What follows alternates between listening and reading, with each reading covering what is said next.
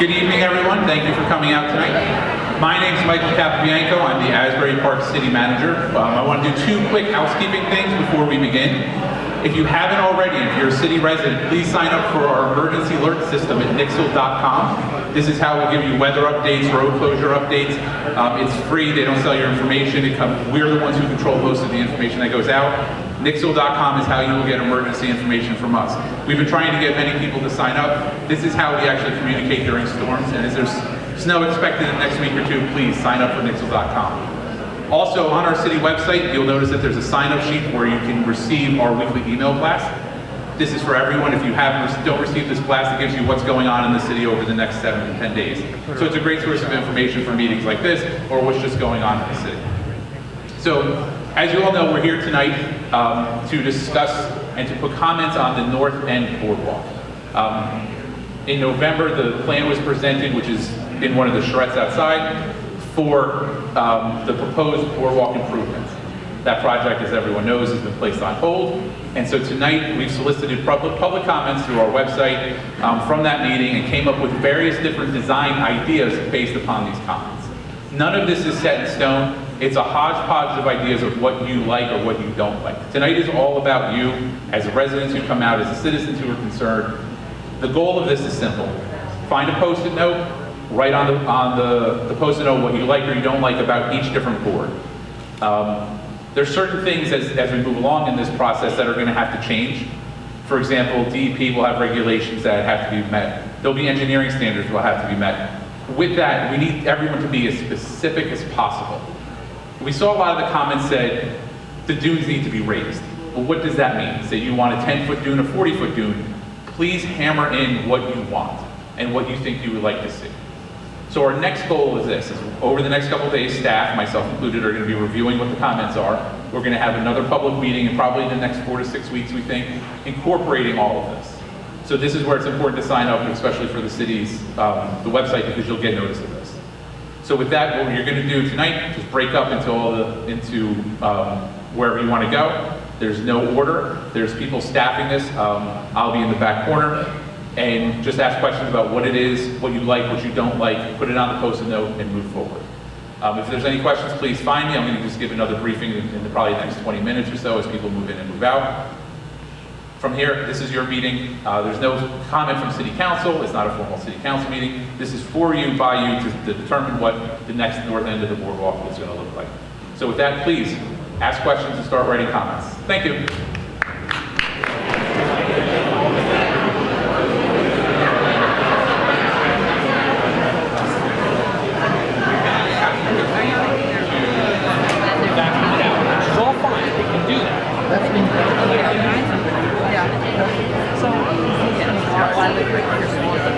Your comments. For example, elevated boardwalk, you want to have a 5-foot boardwalk with 6-foot dunes around it. We need as much detail as possible in your comments. And after the meeting, if you want to email comments to the city, you're more than welcome to for the next 24 or 48 hours. We'll be able to accept a couple more. Email me, just go on the website on the city manager or go to the info section of the city website and we'll get the comments that way. So please, tonight, make sure everyone writes as much detail as possible. Thank you. On the other boards, you'll know what was there. And it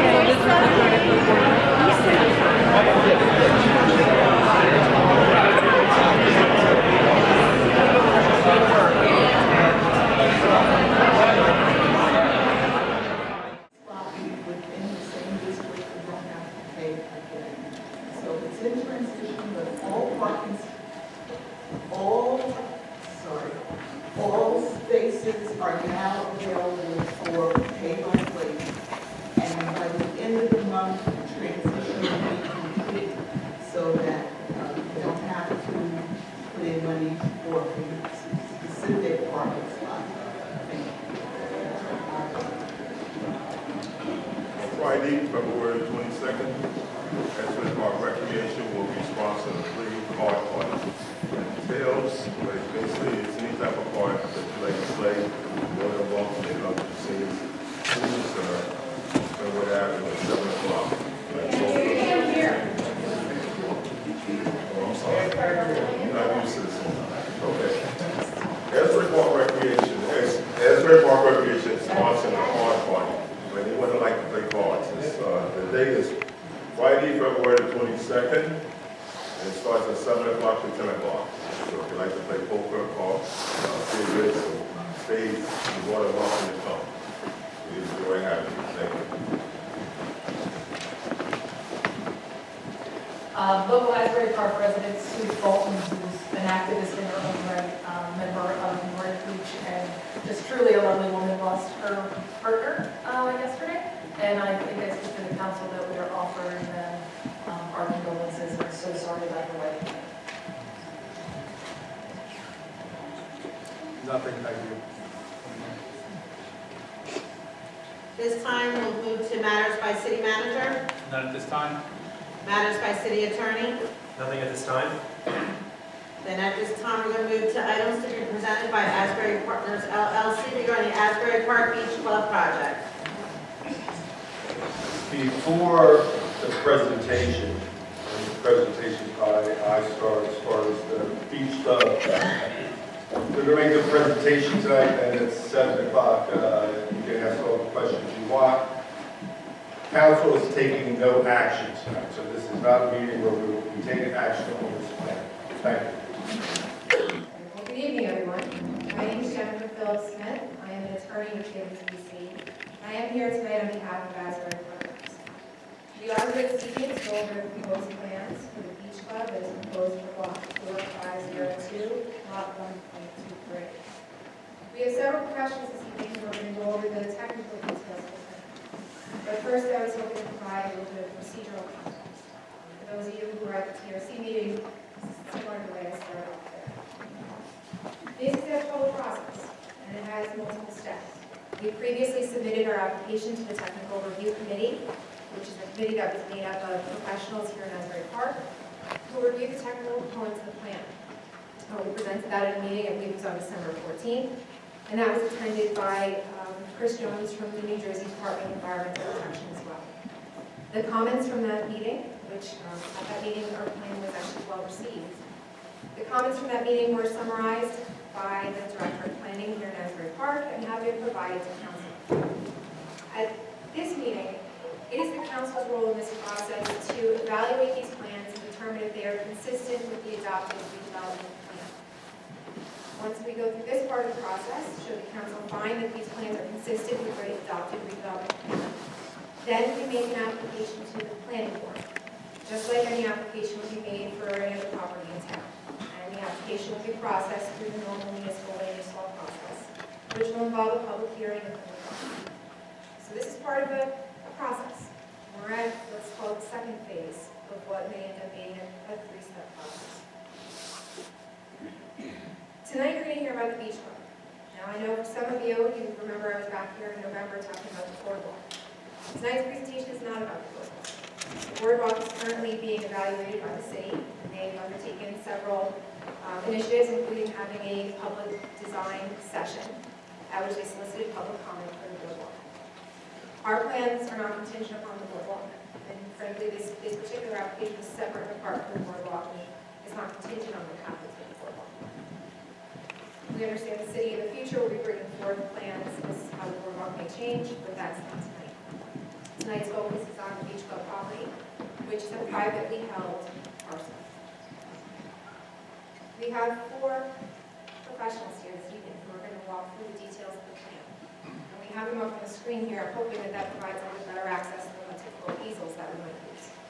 The first person we'll probably be keen to use is our professional planner. Following Keenan, we have our architect, Mr. Kearns. We also have Mr. Lanza, who is our engineer. And we'll be finishing up with Mr. Melillo, who is our landscape architect. It's our understanding that we're not going to be doing questions at the moment, that there will be a public comment period later. So we'll give you the whole presentation first. There's a public comment period. It's very hard to hear you. Sorry, I'll try and make it a little bit closer, but thank you for letting me know, because I do want to make sure that what we say up here gets heard by everyone.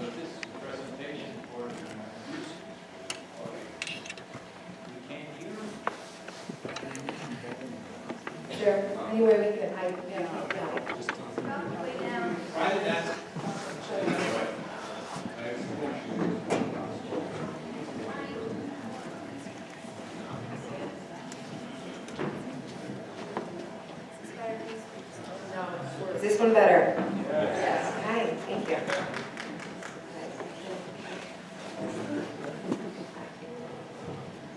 So the first professional that we have this evening is Keenan Hughes. He's our professional planner. He's going to be going through and talking about the planning aspects of the proposed beach club. So I'll ask Mr. Hughes to please introduce himself to everyone and then begin his part of the presentation. Thank you, Jen. Good evening. My name is Keenan Hughes. I'm the planning consultant to iStar in connection with this application. I've been working with them for a number of years on various activities within the waterfront redevelopment area. I'm going to start the presentation by just providing some context here from a planning perspective and how this particular application relates to the overall plan for the waterfront and specifically the boardwalk and the various pavilions along the beach. So the site itself for the proposed beach club is right here. It's located between 6th and 7th Avenues. This is a privately owned piece of property. There's no aspect or element of this application that infringes on public property, including the beach or the boardwalk. The beach club is completely confined to the privately owned parcel.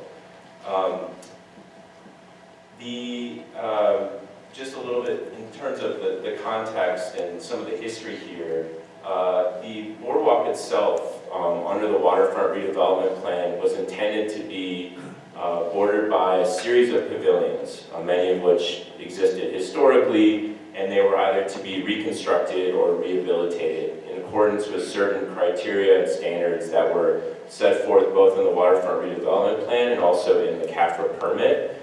So this is the 7th of those anticipated or envisioned pavilion structures along the boardwalk. And you can see to the south, I think everyone's probably familiar with Sunset Pavilion, 5th Avenue Pavilion, 4th Avenue Pavilion, and so forth all the way down to the casino. And in between the pavilions is open space that was under the original Bradley plan intended to align with the avenues to provide views and ocean breezes into the city. In terms of building height, I think it's important to point out that this proposed beach club at roughly 15 feet above the elevation of the boardwalk is actually significantly lower than many of the other either existing or planned structures. Just as a point of reference, the Sunset Pavilion is approximately 34 feet above the boardwalk. 5th Avenue Pavilion is also roughly 34 feet above the boardwalk, and that's to the flat roof elevation. And the 4th Avenue Pavilion is 20 feet above the boardwalk. So what's being proposed here is certainly not out of context with the other pavilions, and in fact, significantly lower. The beach club is specifically described in the waterfront redevelopment plan. On page 6, the plan actually references the fact that historically there was a beach club in this location. The beach club is shown on the development control plan on page 72 of the waterfront redevelopment plan. And there's several explicit references to this particular application in that plan. And specifically on page 23, it states, a new beach club will be developed on the boardwalk between 6th and 7th Avenues in a manner that will not limit pedestrian mobility along the boardwalk. And in fact, the plan itself permits beach clubs as a conditional use. And tying back to that statement I just read, the one condition associated with the use is that it shall not restrict public access to the boardwalk or public beach. So as you'll see when we get into the details of the application, the design here does not at all impact beach or impede access to the beach or boardwalk. There's no direct access actually from the pool to the beach or from the beach club to the general beach.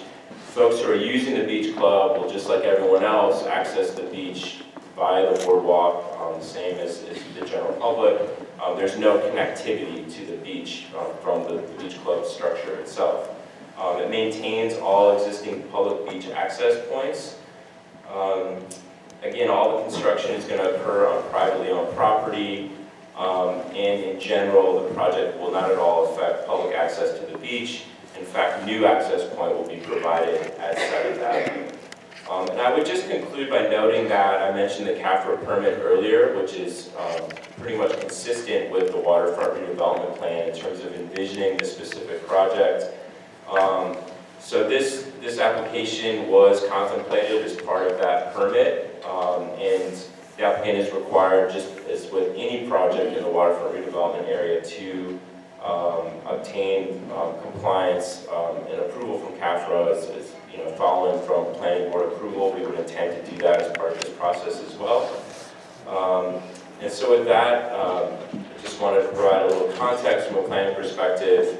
I think once you hear the details of the design from both the architect and the engineer, I think you'll agree that this will be, the project itself is 100% consistent with the waterfront redevelopment plan and the CAFRA permit. And would you say that this is a project that is permitted as a break under the plan? Yes, it is. So to get into more of the design features, I'd like to bring up Rick Kearns, who is our architect for the project.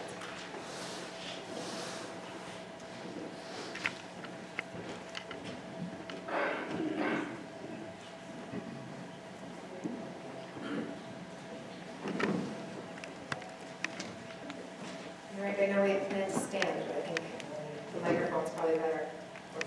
Okay. So Rick, like Keenan, can you please introduce yourself to everyone and tell them about your role in the project? Good evening. My name is Rick Kearns. I'm a principal at Handel Architects.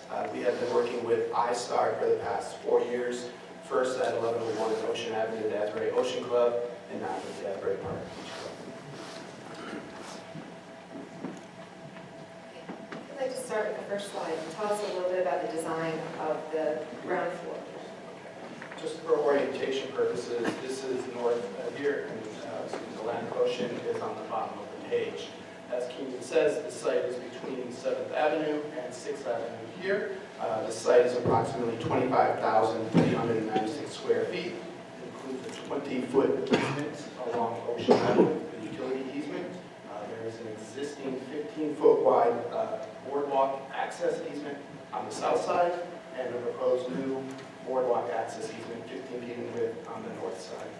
And those access easements are areas that are planned for pedestrian walkways, correct? Correct. That's not part of the building. Correct. The proposed beach club is a single-story structure with rooftop access. The ground floor is raised above the sidewalk approximately 3.5 feet, which was designed to be relatively flush with the elevation of the former boardwalk. The structure and finished floor will be above the floodplain. The entrance to the project, which is located right here, is located on the southern portion of along Ocean Avenue. There will be steps and an accessible ramp within the utility easement to access the beach club, which is, steps are here, and this is the ramp access. The ground floor will include approximately 6,000 square feet of enclosed or covered program that will border the western and southern portions of the site, and will include cabanas, changing rooms, restrooms, back-of-house catering kitchen, outdoor food service area, and mechanical back-of-house. The L-shaped configuration, which is this, was proposed basically to help allow more sunlight, which is here, so that the sun's coming in this direction, so we'll have the seating here and the seating here along those two edges. The open area at the ground level, along the north and east facing south and west. The open area at the ground floor is approximately 12,100 square feet and will include a 25 by 100 foot pool and outdoor seating and lounge chairs, day beds, cafe-style tables and chairs. The outdoor area will be with decking, with the eastern and northern edge to be sand, which is here. So I know when I looked at this plan originally, I had a little trouble figuring out what was inside versus outside. So maybe on the next slide, you could just explain for us where the indoor areas are versus the outdoor areas. Correct. So the red represents the enclosed 6,000 square feet of indoor space, and the blue represents the 12,000 square feet of outdoor space, for a total of 18,100 square feet of total footprint.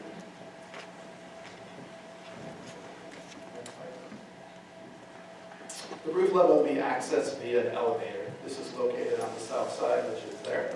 And this will be adjacent to the entry area at the ground level, the kitchen, and the outdoor food and beverage area. We're providing an open air convenience stair located behind the outdoor space, which is here. This area here is of the outdoor food and beverage area. The elevator enclosure along with the storage area is approximately 457 square feet. The remainder of the roof deck is open and is approximately 5,176 square feet. The roof area will be covered with wood decking and will have lounge chairs and day beds, with the southern deck area having a shade structure made up of posts, cables, and a translucent netting. That's this area here. Again, on the next slide. On this slide, the blue is the outdoor uncovered area, is that correct? Correct, and that's the 5,176 square feet. And the red represents the 457 square feet of enclosed space, which really is just the elevator and some storage space. Right, so the only enclosed space on the second level is just the mechanical parapet, correct? Other than that, the rest of the second floor area is entirely open air roof for sunbathing. Correct. You mentioned the shade structure. Can you say a little bit more about that shade structure? So it's going to be posts that'll be spaced with a cable netting, and then inside of that will be like a translucent material. Excuse me, a translucent material just to allow natural light to look onto it. Just provide some shade on the roof deck. So it's a canopy. It's a canopy, but it's an open air canopy material. And that's the area that's directly in front of the bulkhead, right? Correct.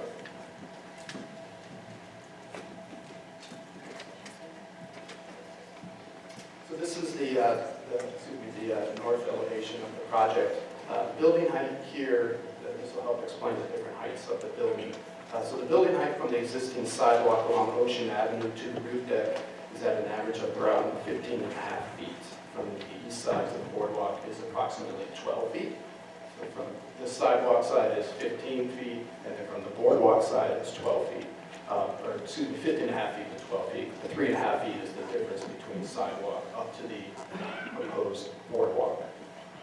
There will be a 4.5-foot parapet along the west side, which is along Ocean Avenue, that wraps around 20 feet approximately on both the north and south sides.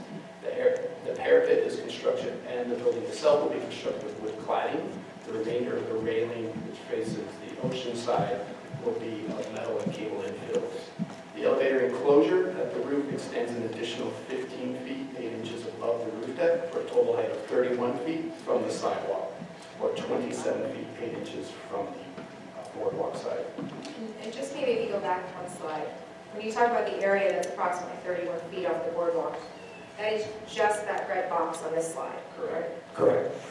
The rest of the blue area Is the 12 feet. It's 15 and a half feet from on the Ocean Avenue side, and it's 12 feet in height from the boardwalk, from the proposed boardwalk. So going back to the elevation. When you talk about from the boardwalk, just for clarity, the measurements here are from the boardwalk that was existing, correct? And that's the measurements we provided at this time. Correct. Okay. So also, this, as I mentioned earlier, so the way this is set up, the box itself, which fronts Ocean Avenue, will be a wood-cladded material. We will have cable structures, and we're proposing to grow vines up along that, and the other elevations will see more of this. The remainder of it is approximately 7-foot 6-inch fence, which will front along the north side, the east side, and also on the south side. So the fence itself is not 25 feet high, right? Correct, 7 foot. That the fence is 7'6". And the building itself, except for the little bulkhead area, even from the sidewalk, is only just over 15 feet, correct? Correct. Okay. What's the next slide, please? This is the south elevation. It will have the same wood cladding and stainless steel cabling that I mentioned along this side here in the south.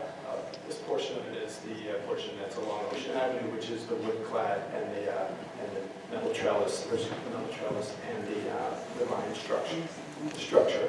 The far eastern portion of this elevation is the same fence that is on the north side, wrapping around the east portion of the property and terminating on the south side into what is this is the stucco box here on that side there. And this is providing access points into the kitchen and back house areas of the project. Okay, we mentioned the shade structure before. You can see that here, So right? this is the shade structure here. The attaching to the bulkhead. Next slide, please.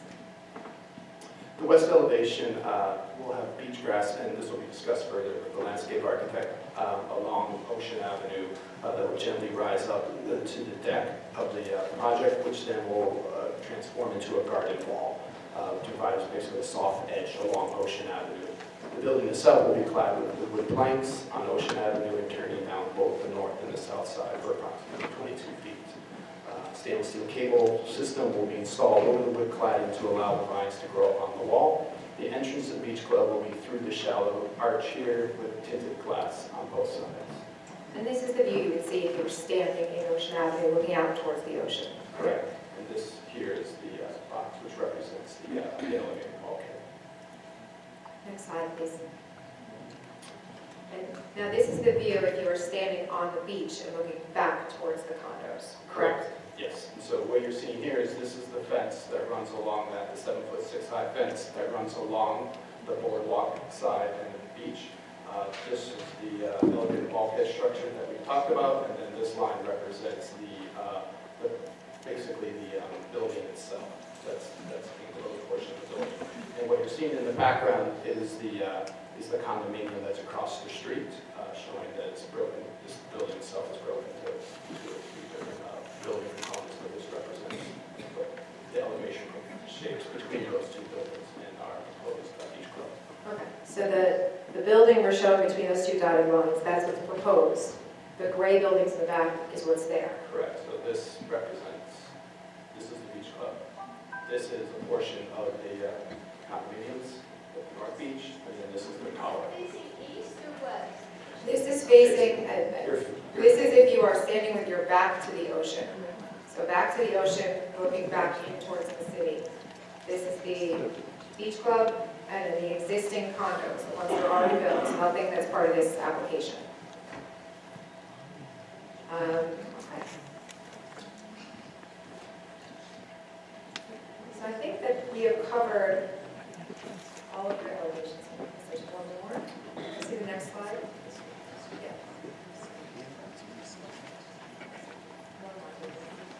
So this is a perspective of the project taken from the south side, looking towards the north along Ocean Avenue. And so here is the proposed beach grass along the front, which will be sloping up to the building. And then this is proposed with the green ivy wall here. This is the arch entryway into the building. And this is on the south side, this is the existing public access way to the boardwalk. And there'll be a similar public access way on the other side of the building, correct? Correct. Thank you, Mr. Kearns. I'd like to bring up Jeff Lanza from Bowman Consulting, who is our site engineer.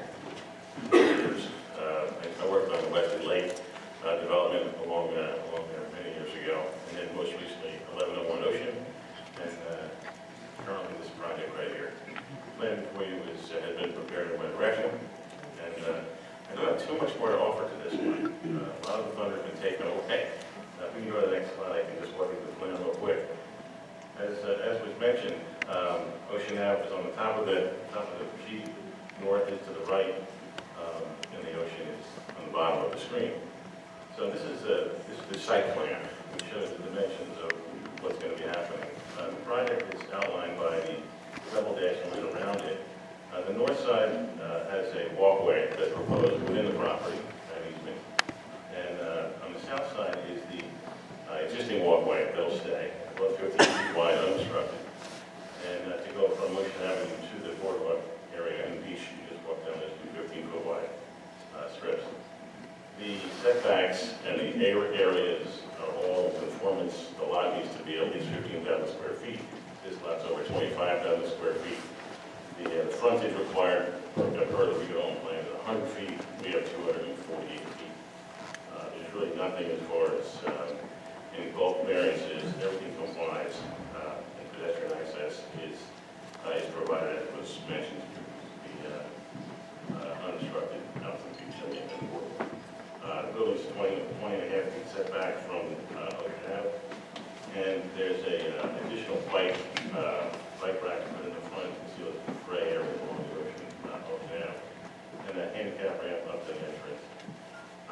You cannot access from the beach club out to the beach. You have to go out to the side, go back up to the front, so get out to get to the beach from the beach club. And that's the gist of the site plan.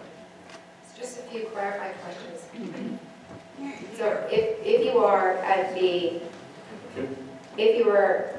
beach club and you wanted to go out to the beach, is there a rear exit that puts you directly onto the boardwalk? No. So how would you get to the beach? You can go back out the front door, Ocean Ave, or there's a door at the lower left-hand corner, there's a door out to the easement on the south side. And that's it. Now in this picture, when we originally submitted the plans, the boardwalk at the time was proposed to be curved, so that's what's shown on here, correct? That's all we could do, right? But at this point, we don't know what the boardwalk's going to look like, right? Right. And this application has nothing to do with whether the boardwalk ends up straight, curved, or any other way, correct? That's correct. That's correct. Everything's happening on that lot, irrespective of the boardwalk location. Okay. Can you highlight Boardwalk, because I'm not seeing it clear yet where it is. Well, we can highlight where it's shown on It's here. a curve. Yeah, here it's shown as a curve, but just for clarity, That's not where it's going to end up. we don't know where the boardwalk's going to end up. That's the existing Boardwalk. the existing boardwalk. It's gone. Can you go back 2 slides, David? It was straight across. Go back, there we go.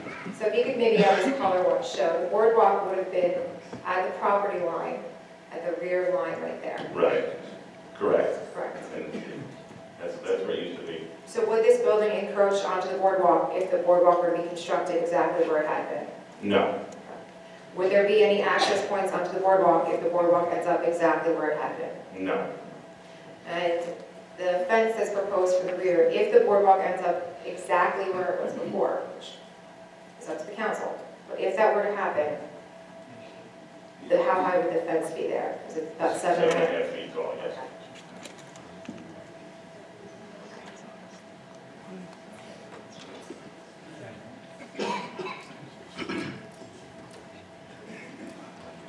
So the last person to come up will be our landscape architect.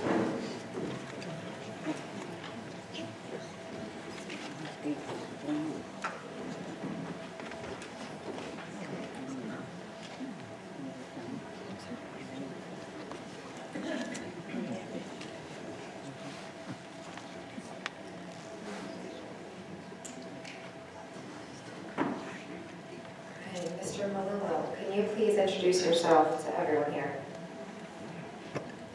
Sure, good evening. My name is Joseph Malillo. I'm with the firm of Malillo and Bauer Associates. We're landscape architects with offices in Brielle and Jersey City. We've been doing work with Asbury and Asbury Park for many years now, including 1101, the Asbury Beach Club, sorry, the Asbury Ocean Club, this project, and the Asbury Hotel. So as the landscape architect on here, if you could just go through what the proposed landscaping will be. Sure.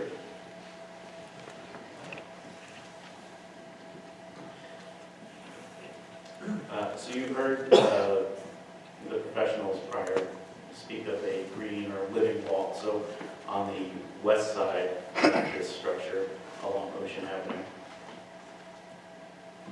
there is what we're referring to as a living wall. Twining vines will grow up a structure and cover the facade of the building. Both on the west side, it wraps the corner for a portion on the south side, as well as wrapping a portion of the corner on the north side. In addition to that, in the space between the structure and the existing sidewalk, we have entrance and stairs into the building, a sloped walk. We have a bump out from the sidewalk. A bump out from the sidewalk with 3 proposed bike racks. In addition, as you may have heard before, there are 2 existing bike racks on the street, as well as 2 benches on the street. In addition, the planting bed that you see here is planted with beach grass. interior to the space, there are Hollywood juniper lining the fence, as well as Hollywood juniper and bayberry proposed in this area here to find a seating area. And it's your understanding that the landscaping here complies with all requirements in the plan, correct? Yes, it does. So those are the technical requirements. Now, I know that at the beginning it was a little bit hard to hear, but just to summarize, the beach club is to be constructed or proposed to be constructed entirely on private property. It is not going to be constructed on the Boardwalk area. That is within the city's purview. It is not going to be constructed on the public beach. That's also within the city's purview. This is entirely on private property. It is not going to be a 25-foot fence in the rear. It's at a 7.5-foot fence from where the existing boardwalk was. This is a process, as I said in the beginning.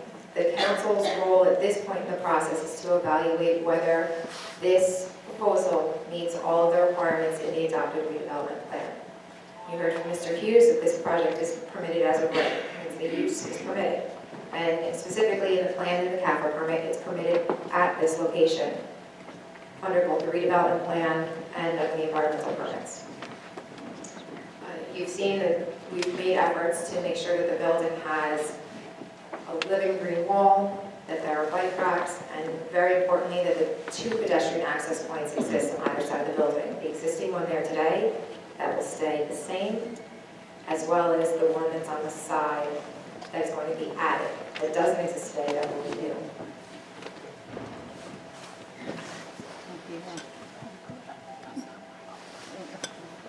This is, like I said, one step in the process. Once the council acts, which as we heard, I don't believe will be this evening, but if they were to find that this project is compliant with the existing redevelopment plan, we will be submitting a full application package to the planning board. And the planning board will be evaluating this at a public hearing, as they would with any municipal land use law application. So this is one step in a 3-step process. We hope that we provided some clarity, showing the pictures, showing the design, showing just how much the building is actually outdoors, not indoors. And we do want to thank you for coming out tonight, because we want people to have correct information and proper information and have the ability to ask questions. So thank you all.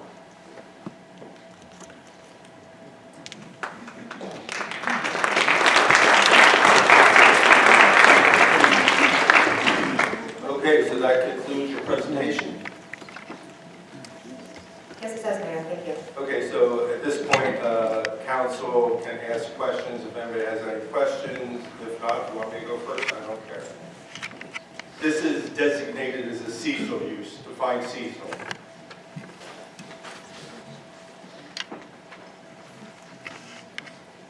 Mayor, I'm sorry, are you referring to part of our application that says it's a seasonal use? Correct. I don't know that our application specifies only seasonal use, but it's an outdoor pool. So, you know, on the weather like today, no one's out there using an outdoor pool. The pool is not covered as far as a canopy or anything like that. It's outdoors. I don't know that we've specifically set forth when the season would start and end just yet, but it's an outdoor pool in New Jersey. So, you know, you can imagine that we will be using it when the weather is nice enough to use a pool and nice enough to be in a primarily outdoor environment. But when the weather is like it is today, it will not be in use. Is it saltwater or freshwater?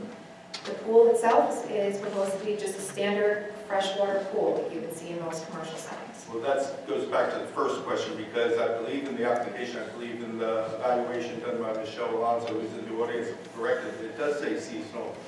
And if it was seasonal, if it's a freshwater pool, then it could become an ice skating rink in the wintertime.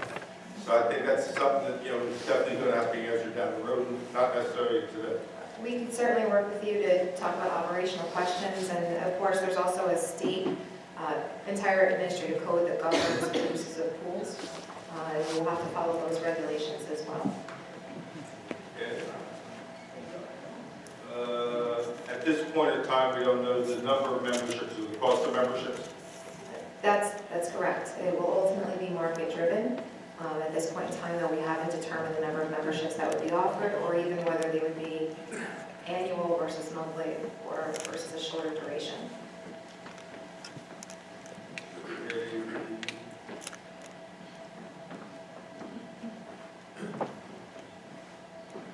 And in your report to us, you discussed how you would get deliveries, and it was also discussed and the city agreed that there are no parking requirements for this process. The redevelopment plan for this use does not require any parking. Okay, thank you. That's all the questions I have. Thank you, Mayor. One question, have you determined the hours of use? We have not, though they would be in accordance with whatever municipal ordinances are in effect that govern hours of operation for other businesses.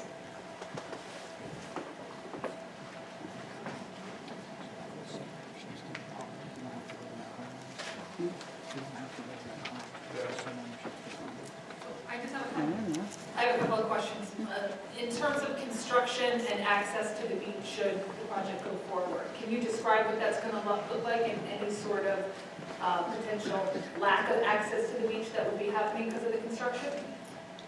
Sure, actually, if I have, I've done there, okay. There is an exhibit, the last sheet here. So we were asked by the planning department to consider what construction phasing would look like and access. And as you can imagine, when you go to build a building, there's areas around it that you have to identify as where construction activity may temporarily occur. Picture bringing in materials, construction vehicles. So I'm going to ask Mr. Alonso to just please describe what's on this. Sure, that's another drawing that's the same orientation. The ocean is at the bottom and the street is at the top. And on the left-hand side of this screen, it's a light green shading next to a pink shading. The pink is the existing walkway, and temporarily will create another 15-foot walkway on the south side, so you won't ever not be able to get access from the road out to the beach during construction. The big blue line around the whole thing is construction fence. Thank you. And then the yellow line, the yellow stripe at the bottom is the access for the construction workers to get in during construction. But access to the beach will never be impeded with the red line shown on the south side. We'll just have another walkway. Okay, so this orange line is the existing walkway. Right. This green line would be temporary during construction only. Correct. And then that'll go away. And it'll go back to the orange line here. Right. Correct. And the yellow, I know some of the other pavilions have had work done and they've had to use just a small area of the boardwalk to prevent injury to the people walking by. That's what the yellow area is. That's correct. That's correct. Again, temporary. No, go away. But we don't have a boardwalk. Right now, there's no boardwalk, right? Okay, and then a quick question again, if you got the approvals, take me through the process of estimates in terms of start dates and end dates.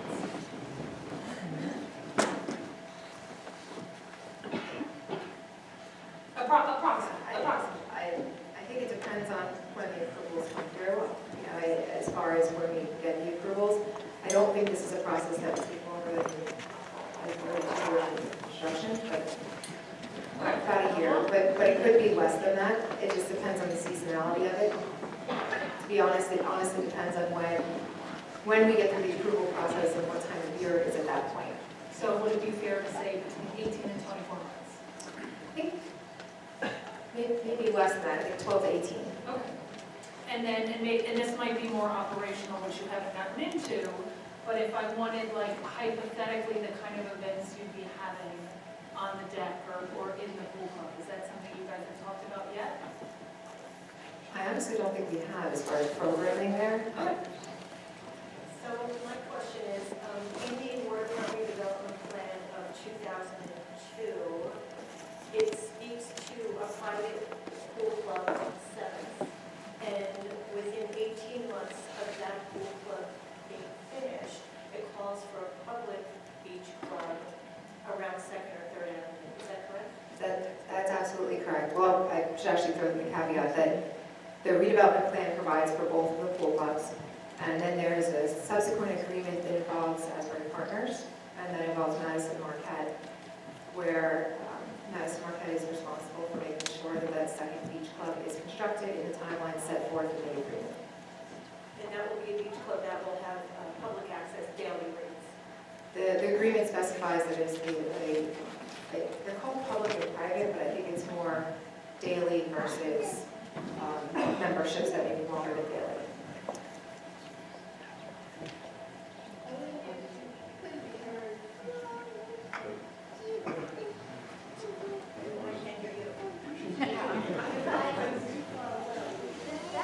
The question was, Maureen, can you hear me? Can you hear me? Okay, so Eileen's question was about the two pool clubs. And it was, as far as the 2002 plan, it calls for the private club, and when the private club's completed, 18 months later, Master Marquette is on the hook to build a public facility with daily membership. And that was the answer given, correct me if I'm wrong. That's the summary of it, yes. And it's spelled out in an agreement that was signed by the city and Asbury Partners and Madison Marquette's entity. Okay, good. Yes. Could you post that 2002 agreement? It's on our website. It's on the website. Yes. Any other questions from council? Michelle, any questions? Michael? No. Fred? No, it's not. Okay, then we're going to take a 9-minute adjournment and start the public meeting at 7 o'clock. Thank you. Good evening. My name is Kay Harris. I'm a native of Asbury Park. I graduated from this fine institution, Asbury Park High School. I am a business owner at the Asbury Park Boardwalk for 14 seasons, and I believe about everybody here probably already knows my position. I want to thank iStar, however, for their presentation this evening. It's very much appreciated, and I'll let other people speak more in terms of the architect. That was not really a particular concern of mine, and I was very optimistic until toward the end, and it was made very clear that because of the agreement that this is private property, which means you can basically do what you want with that. And that's what really causes me a big concern. Because it is a private, you have the ability to make it a members-only pool club. And we have the Asbury Pool Club that's going up on 3rd and 4th Avenue, which already has a private pool, so I'm not understanding why you need a private pool at that end. And I'm also concerned 18 months later for a public pool is a very long time. And, you know, why isn't it that the public pool is not made available first as an amenity? And even though it is on private property, it is really so close to the beach. I feel, though, that this is property that should be open and available to the whole community and not just restricted. And then I'd like to hear later on in terms of what are the criteria for admittance. So if it is going to be a members-only pool club, you know, what are the prices and fees associated with it? And so I'm going to stop because there's so many people, but that's the gist of what I wanted to communicate this evening. Thank you. Hello, my name is Veronica. I'm a student at the Asbury High School. Please state your last name and your address, please. Oh, Veronica Vasquez. Do I have to say like, the full house number and stuff? Now you can say your 3rd street. Ave, Asbury Park. All right, like I said, I'm an Asbury Park High School student. I wrote a little speech today that I would like to say. All right. Say no to a beach with membership. It is an unnecessary development. There is no need to build a private beach club or townhomes east of Ocean Ave when the boardwalk is crowded in the summer. The beach makes a lot of money and all the tourists that come by. The development will only be taking up green space and it is anything like other club membership prices. It could be anywhere to a couple thousand per year. Considering how diverse Asbury Park is, not everyone can afford it, so why exclude the people out of it? It seems a bit offensive. Asbury Park has rich, diverse history. One of our town's attractions is the beachfront. Right now, all individuals have full access to the boardwalk. However, if a portion of the boardwalk is privatized, it will only allow access for those who can afford it. Why should the town support programs built for a privately owned club? It doesn't seem fair. Is there any idea on what the cost for the membership will be? And will the membership be affordable for the average park citizen? They won't answer any. I apologize. They're not going to answer any questions now. They're going to answer all the questions at the end. Oh, okay, perfect. Yeah, that's it. Okay, thank you very much.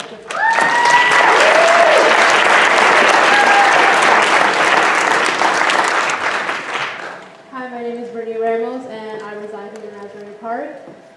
Let's give us a street, please. I live on. Damn, I forgot. What's my street? Okay, so I live right on Asbury Avenue. So a couple concerns that I have is a lot of people that you guys are attracting are wealthy people that are coming from, like, let's say North Jersey and New York, which are not residents from Asbury Park. So they're more wealthy and they're basically washing out our poorer community that live right here on the west side. Why build a pool literally right close to the beach? Why not build anything on the west side? There's lots available. And another concern is, where will you guys be flushing out all the pool, like the chlorine and the water? Will that be affecting our ocean life? Like she said, like Veronica said, you guys made a plan on building this beach club, but you guys haven't made a plan on how much the membership is, if it's annually or monthly, and why not have a whole plan and then present it?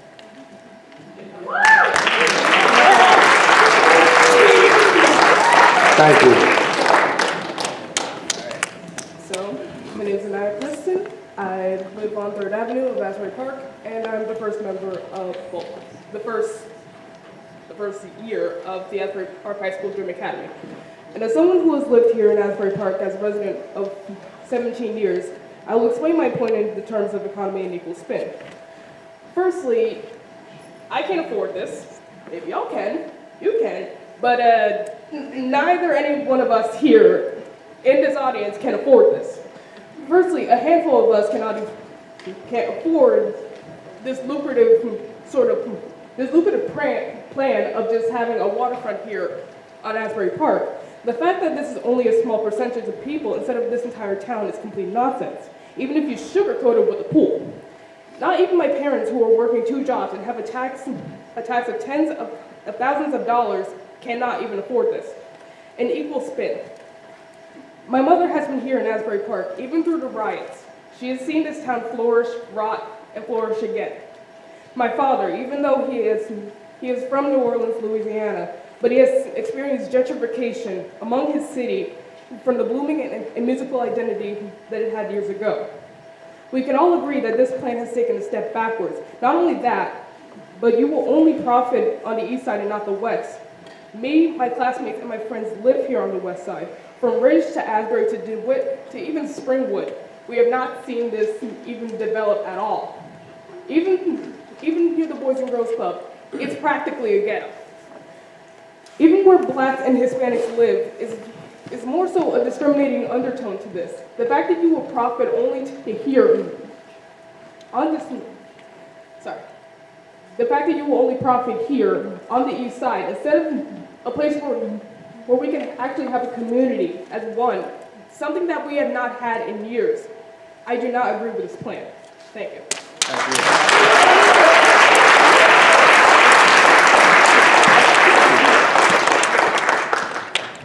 Good evening, Pam Lamberton, Sunset Avenue. Tonight I'm speaking for Reverend Gil Caldwell, whose address is Ocean Avenue in Asbury Park. These are his words. Kay Harris in her letter writes of being excluded on the beachfront because of her race in the 1950s. I remember my own New Jersey experience in the 1950s. I was a student at North Carolina A&T College, Greensboro in the 50s. I had a part-time job and walked 4 miles each way, walking back and forth to my college. Often I would walk by the Woolworth store, wishing that I could sit at the counter and get a Coke and a hot dog. But I knew that I would not be served because of my race. In 1960, that store was the site of sit-ins by students of my college that helped to integrate white-only restaurants and lunch counters. My preacher father and my secretary mother did their best to contribute to college educations of their 4 children, but that was not enough. My college, in an effort to stay afloat economically, had a tradition of a staff person from the financial office coming to the classrooms to read the list of students in arrears in their tuition payments. Students whose names were read were expected to get up from their seats and leave the classroom. The day that my name was read, I left class with tears in my eyes and visited a pawn shop for the first time. One of my Alpha Phi Alpha fraternity brothers knew of my financial plight and invited me to go to work with him in Atlantic City during the summer. I was excited. My tuition needs would be met, and I would experience for the first time Northern racial integration. Much to my surprise, the hotels in which I worked and the restaurants where I washed dishes, pots, and pans would not accept blacks as customers. Hotels in which I could not sleep as a guest, and restaurants where I could not sit at a table and eat as a customer because of my race in Atlantic City, New Jersey, up north. Fast forward, Asbury Park 2019, a city that boasts of its racial, ethnic, cultural, and economic diversity, is on the verge of expanding its already evident economic segregation by building beachfront private pool club. Say it isn't so. At a time when our president flaunts his ownership of an expensive hotel and golf courses, Asbury Park continues to demonstrate that those who have the golden rule. I believe that Asbury Park and iStar are better than that. A win-win resolution to this debate would demonstrate that democracy in Asbury Park is not just the talk, it's the walk. Let us give historians the opportunity to be able to write in the future that in 2019, a corporate entity, iStar, and Asbury Park initiated a plan, a resolution that remembered the negative history of racial segregation in Asbury Park by combating private sponsorship economic segregation. They realized that if American capitalism did not break the back of economic segregation, the unknowing public would look toward the possibilities of socialism. I dare Asbury Park to be different. I believe we are, and we can be. Reverend Caldwell.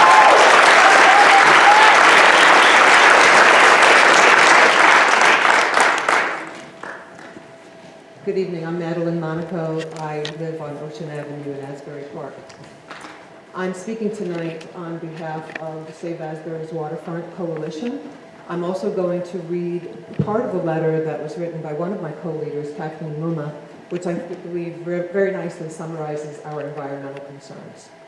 Each day we are faced with reports regarding the devastating threats and effects of climate change, especially in coastal areas due to rising sea levels. Coastal land preservation should be at the forefront of our city's planning today, not pouring more cement as close to the ocean as possible. A 7th Avenue pool club, as described in the 2002 Waterfront Redevelopment Plan, was perhaps a more attractive amenity 17 years ago. However, times have changed. The pool club parcel was not in the FEMA VE zone, which is a high-velocity water zone, when the CAFRA permit was issued in 2004, but now it is in the VE zone, hence the 15-foot height restriction that iStar must plan around. We actually have a photo that was taken by a resident at North Beach on October 27th of 2018, just several months ago, during a very minor nor'easter. And it shows flooding of the playground area, which is just in front of the pool club lot. Now that was a very minor nor'easter. I've seen much worse. Is this an area where we need to build? Furthermore, the last environmental impact statement on the waterfront redevelopment zone was done in 2003. If you were building your own home with your own money on this very lot next to the ocean, would you rely on a 16-year-old environmental impact statement written 9 years before Hurricane Sandy? At the very least, residents deserve a new environmental impact statement that analyzes our current situation in the face of climate change predictions. Many cities are taking notable measures to plan for the future. Boston's mayor announced in October 2018 plans for Boston's shoreline that will increase access and open space along the waterfront while better protecting the city during a major flooding event. In Oakland, California, residents pressed their government to confront climate change before it wreaks havoc on the city's 19-mile shoreline. The mayor and council responded with a roadmap that melds natural defenses with green infrastructure and a pledge to update it as projections change over time. So with my 20 seconds left, I'd like to make a plea to keep that space that is between 6th and 7th Avenue open for public use and not for a private pool club.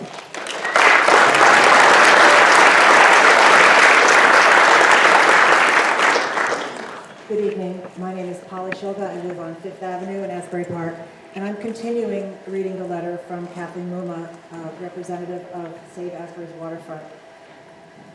Kathleen continues to say, I oppose the beach club because of the strain on public access and the enjoyment of the waterfront. Based upon the designs presented at the December TRC meeting, the west-facing wall of the pool club will be approximately 200 feet long and 25 feet high.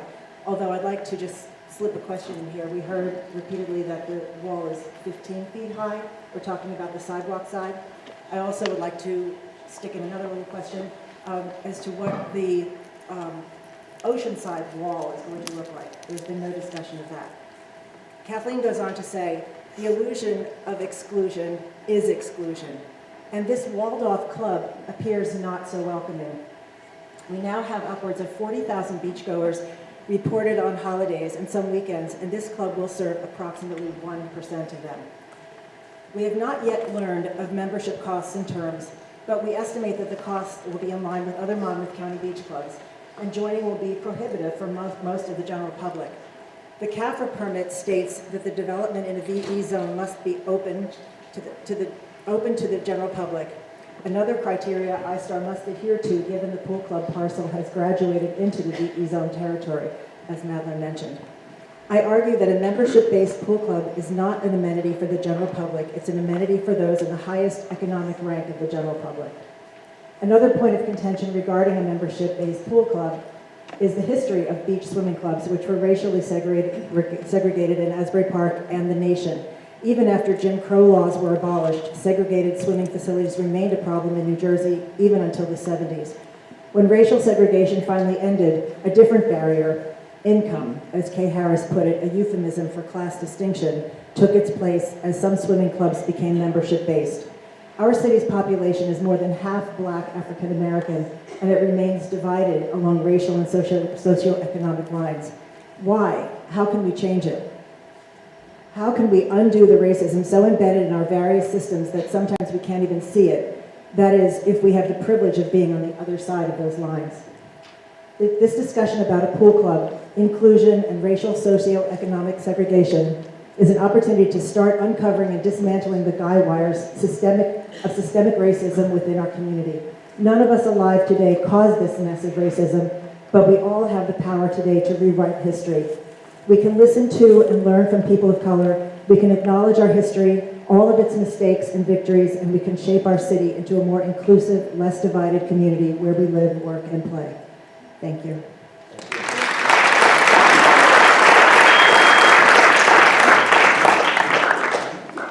Joyce Grant, Asbury Tower, Asbury Park, New Jersey. The Department of Environmental Protection has put the city of Asbury Park on notice for the conveyance of several parcels of public land to the developer without Green Acres approval. My yes or no question tonight is whether the public land Green Acres parcel for the member-based pool club is one of the parcels without Green Acres approval. That is a yes or no question. Finish in 3 minutes. Go ahead.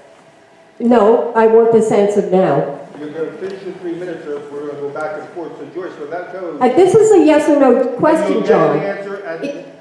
You'll get an answer when you're done with your statement, so please continue.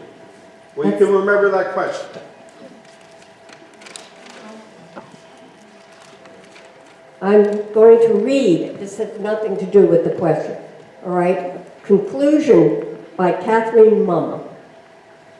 Will Asbury Park and iStar continue with outdated plans to build a structure as close to the ocean as we currently can?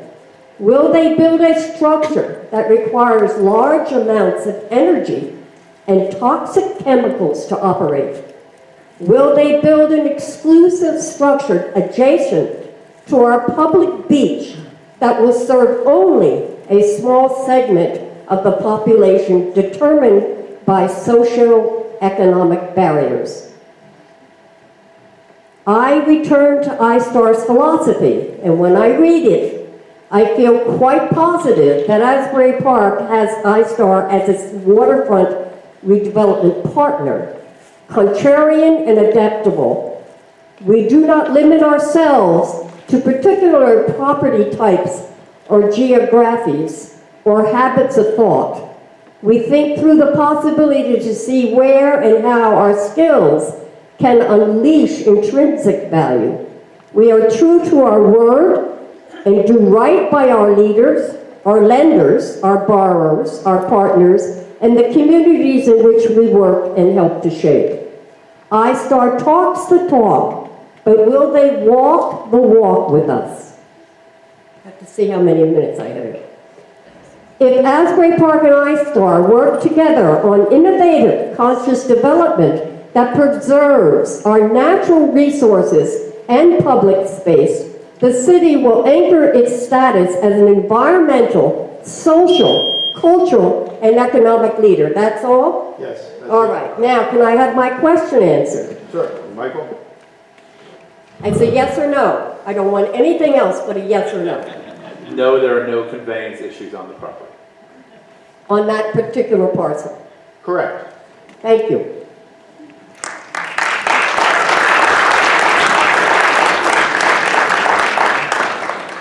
Hi everyone, Buchanan Custody, Colonial Terrace. I don't really have much to say about whether or not the beach club belongs here or not, but I do have a question since I use the beach pretty much every weekend. And in the section between 6th and 7th Avenue, that's where my group huddles down. The beach club looks like it's going to displace a whole bunch of those food trucks that were there, as well as the bathrooms that were on that end of the boardwalk that made our life a lot easier in terms of not having to run all the way into the convention center to use the restrooms. And I'd just like to know if those are going to be relocated or if they're still going to be accessible in some fashion or another. Thank you, appreciate it. The food trucks are run by Madison Marquette, and they're about 2 blocks or a block and a half further north. So no, we're not affected, but we do not know, honestly, if Madison Marquette is going to have the food trucks again this year. We've asked them, and they haven't given us a definitive yes or no. How about the bathrooms? The bathrooms will be open. All bathrooms, all beach access will be open with or without a boardwalk this summer. Thank you for your time. Thank you, sir. Anita Congress, 1501 Ocean Avenue. You did a great job. It was concise and you explained very clearly the what, the how, and the where. And it is an inoffensive building. I live right behind it, so I'm interested in that. However, you didn't explain, and no one has explained, why. I mean, if you're building a pool club, I get that, and you want people to pay membership and go to it. But as you've heard from, I don't think anybody here is going to go. I don't think anybody in my building is going to go because we have a pool and we can look out the same way. And so I'm not really sure. And this isn't, I'm not saying this in any kind of confrontational manner. I'm saying this just really as a business person. Why do you want to do this? Who do you think is going to go to this? What need do you think this is fulfilling? Who are your customers? I know people here are asking, how much is it going to cost? And when is the membership? When's the season? I don't know. Do you have the answers to any of this? What do you envision this thing being? What is it going to do and serve? And that, I think, before, as a designer myself, a graphic designer, you have to know what the problem you're trying to solve is before you make a solution. Seems to me we got a solution, and I don't really know what the problem is. Thank you.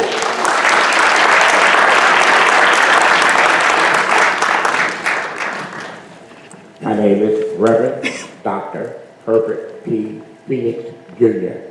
I always use the junior. Colleagues call me Phoenix. Colleagues also call me Herbert.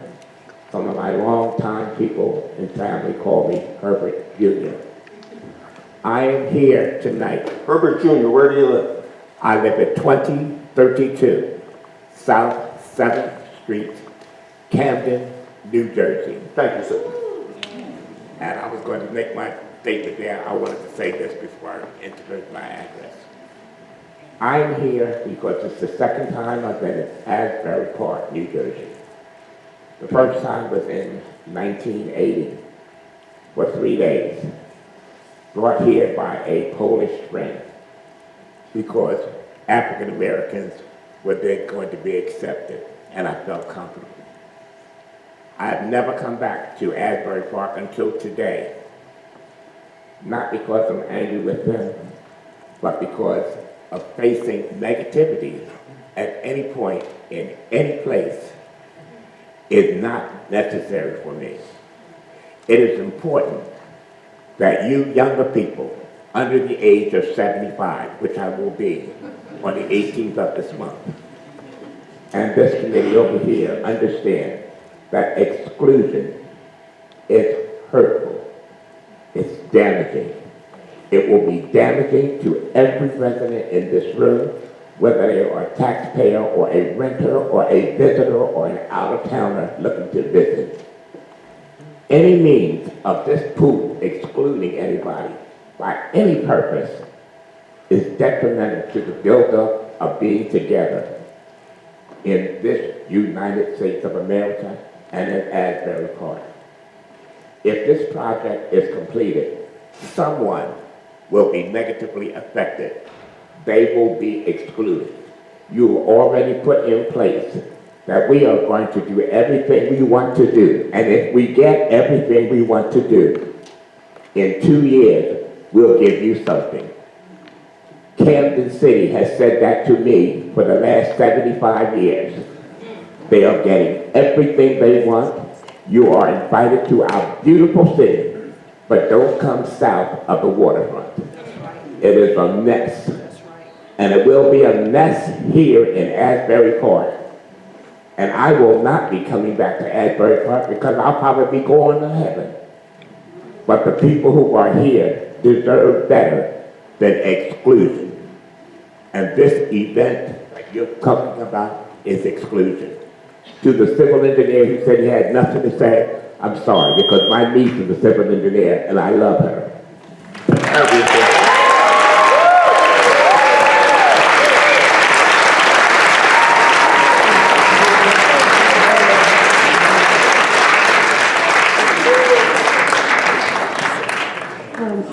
I'm Linda Leckie from Fifth Avenue in Asbury Park.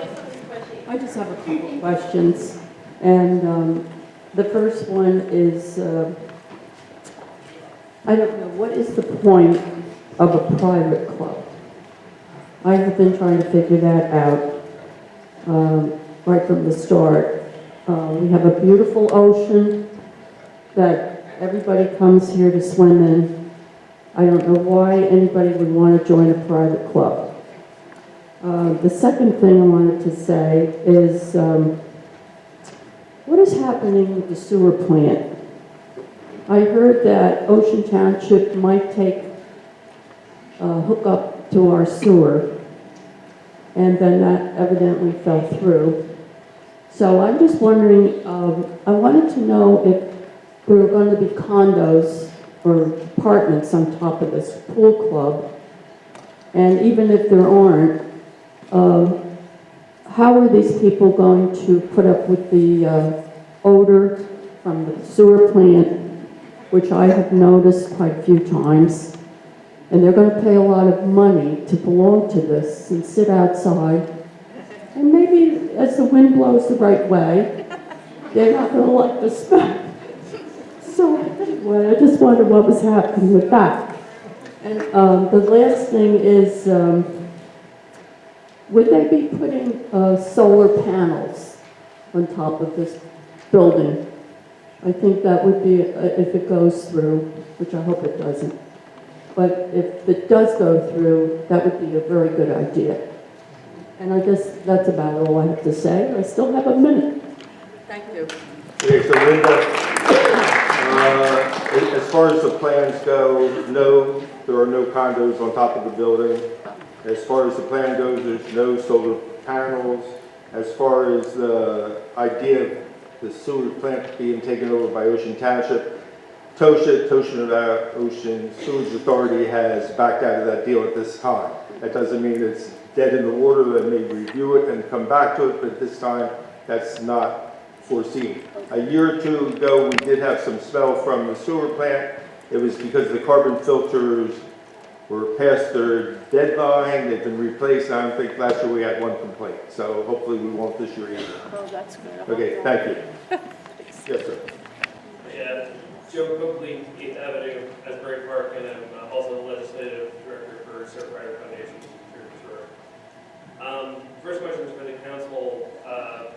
Why is the council taking on a bond issue for the rebuilding of the boardwalk when I feel like it was prematurely removed by ISTAR for this project? The second question is for ISTAR. If the plan is 18 months to 2 years, how much disruption can we expect on the beach during the summer when we do pay a considerable amount of money for those beach badges? Are most of my relaxing Saturdays and Sundays on the beach going to be marred by construction noise? Also, what is the runoff situation while construction is going? Where is the construction runoff going to be deposited on the beach? Is it going to end up in the ocean? These are all concerns that I have with the current plan. Although I do appreciate ISTAR putting in another pedestrian access to the boardwalk, I think that is a good idea. I'll let you guys answer. We own the licensed Broad Sea Club, nightclub, music, 2 floors. We were not permitted to have bistro tables on the sidewalk where currently located where Brandel's is. So see, there's some issues here. You're approximately 70-75% of the residents in the city of Asbury Park are people of color. I don't come down to the boardwalk because it's so segregated. It's very, very extremely obvious.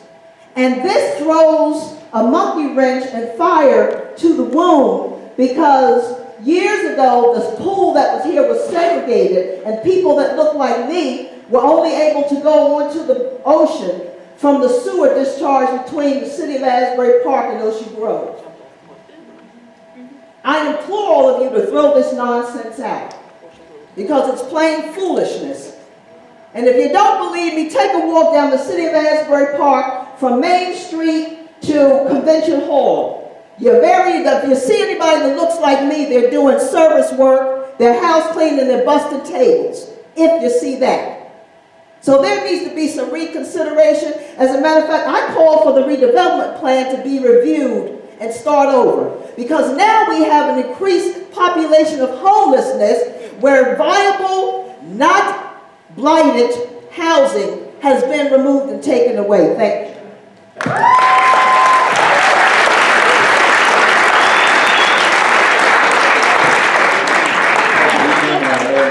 Doug McQueen for Wesley Court here in Asbury Park. I just have a couple quick comments, some that already follow up on things that have been said.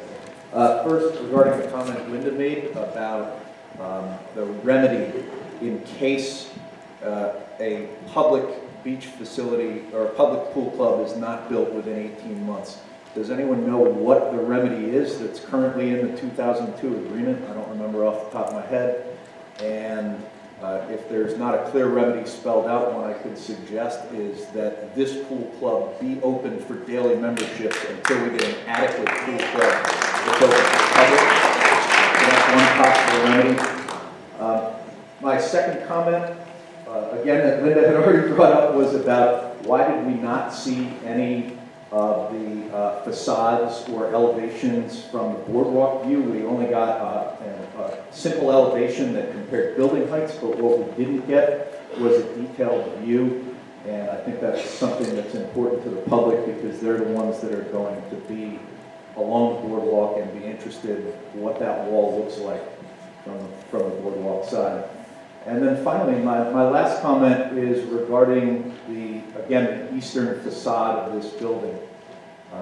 This proposed project goes right up to the eastern property line, which was the edge of the former boardwalk.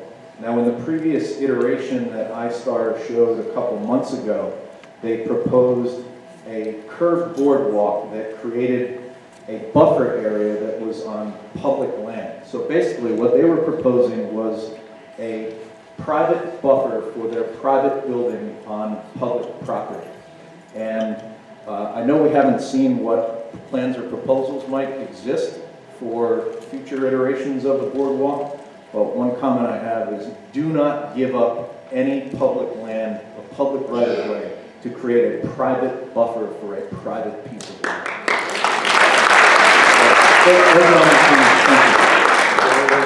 Thank you, Doug. I think what we would do if worst case scenario, same as we did with Madison Marquette, when they were in default of the Fifth Avenue band shell. We held them in default, they had to cure it, or else then we can maybe foreclose.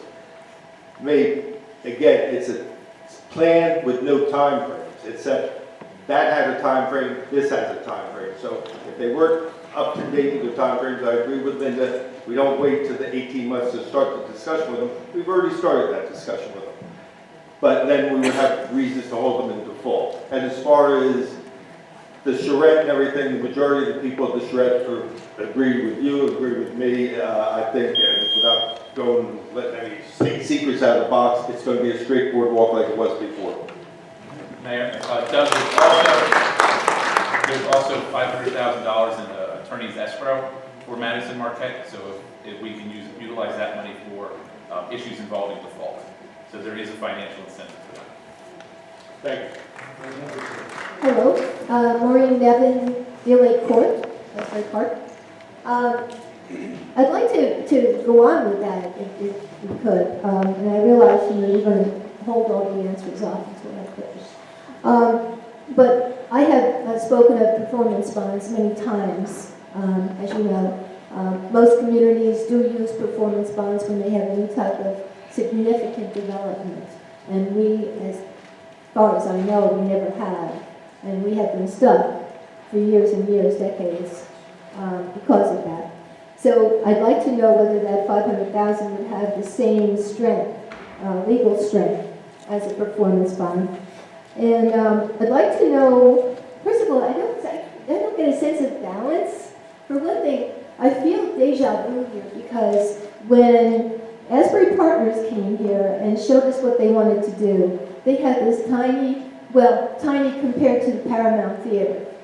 This is a tiny screen with a tiny map compared to this stadium. And I'm glad you have this thing. I want to thank you for that, because the Chambers is much too small for all these people who want to talk. So I would recommend, blowing this up so that, the average citizen could make head or tile out of that. It's not really feasible. Also, getting back to balance again, where is our civil engineer? Is Jennifer our civil engineer? No. Who represents us on that dais? Nobody. Nobody. No, our engineer is not here tonight. Why? Because there was no need. Well, okay, as a resident, I would like, when another party, private party is recommending things to the city, to the residents, I would like to have someone on our payroll, similarly credentialed, telling us what their view is, in real time. We can get back to that. I'm wondering where this public pool is going to be sited, because I would imagine that the land itself would have to be set aside by now if we're going to be looking at an 18-month to 2-year window with this. So to me, that's kind of ingenuous. And also that they don't know how much they're going to have to charge for this private pool club. I mean, no company the size of iStar would start out without knowing what their revenue was going to be. That's just not done, as far as I know. What do I know? Am I done, or did I just get started? So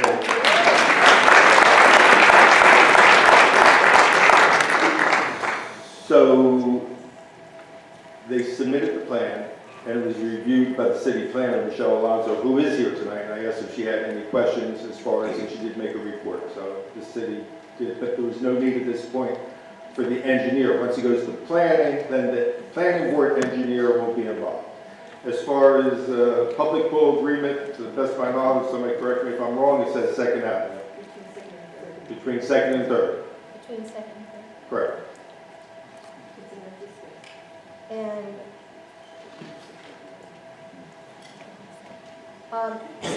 No more questions. well, Next. do we own the Green Acres there?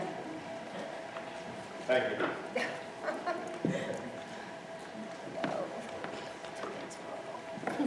How you doing? Can everybody hear me? My name is Jahad Peoples. I live on 1825 McBride Avenue in Neptune, New Jersey. My family, however, did graduate from this high school and have been members of this community for over 30 years. So first off, I just want to say that I'm here to represent not only my generation, I'm 23 years old, but the majority of the youth who live in Neptune and Asbury Park, who are clearly underrepresented here. But the first thing I have to say to you guys is, what have you considered in means of inclusion for the people of my age group, but not only that, people who are African American who live on the west side of Asbury Park. Growing up here my entire life, I've been privileged enough to see a big portion of the evolution of this boardwalk, and I noticed that it is very exclusive. And I just don't see the benefit of a private pool on a public boardwalk that sees approximately 40,000 people per summer. Secondly, what is the benefit or motivation from a private pool here on this boardwalk? And I wonder, what have you considered about means of including people who live on the west side as a means of including them on the east side as well in this private proposal that you had? Thank you. Thank you.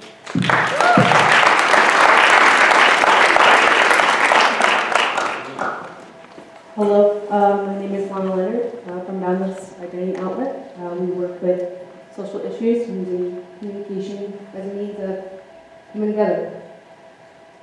A private beach club, well, it's easy to make money off a safe bet. A private beach club will further exclude the elected inhabitants of Asbury. Jay Sugarman says he wants to include. Multi-million-dollar apartments exclude the over 30% in poverty that already live here. Just blocks away from us right now is the Trinity Church, the soup kitchen. Unfortunately, what has been created is a kind of an economic hermit crab. Building for the most privileged and advantaged Americans on the shoreline affects everyone inward. When the shell becomes too expensive, people will look for new shells to better accommodate their income. Here, an average of 30-something thousand. But in the meantime, corporations such as yourselves and the rich will flip these houses for prices the people owning their apartments will only be able to afford. Or we could just call this gentrification, which we know very well in modern America. This is happening here. 24/7 Wall Street has now named Asbury Park one of the worst places to live, based on affordability and quality of life. In fact, we're 46 out of 50 states. Investing in the upper class creates an economic segregation. As many people have said, we've seen this already. It kills me to only see music represented not by the majority of people that live in Asbury, people of color. There's no hip hop on the east side. I don't understand that. The black community and the culture is lost on the east side and will only further drown in the exclusivity of this establishment, and thus so will the queer culture, the LGBTQ community that has rebuilt Asbury Park. These two communities rebuilt this city, and they deserve to be acknowledged as such and seen as the city develops and changes. This is reality. This is how the middle class dwindles, and this is how minorities become forgotten. This is capitalism. ISTAR, you can help. You can change how we gentrify. You can change how we bring people together. Can you generate a public space for this eclectic group, for culture spanning all over the city limits, to bring upper, middle, and lower class together in a way that's eco-conscious? Can you invest in Black businesses and small businesses on Main Street? Can you help our deputy mayor build affordable housing so that we can all be and live and stay in the city and not be moved out? Thank you.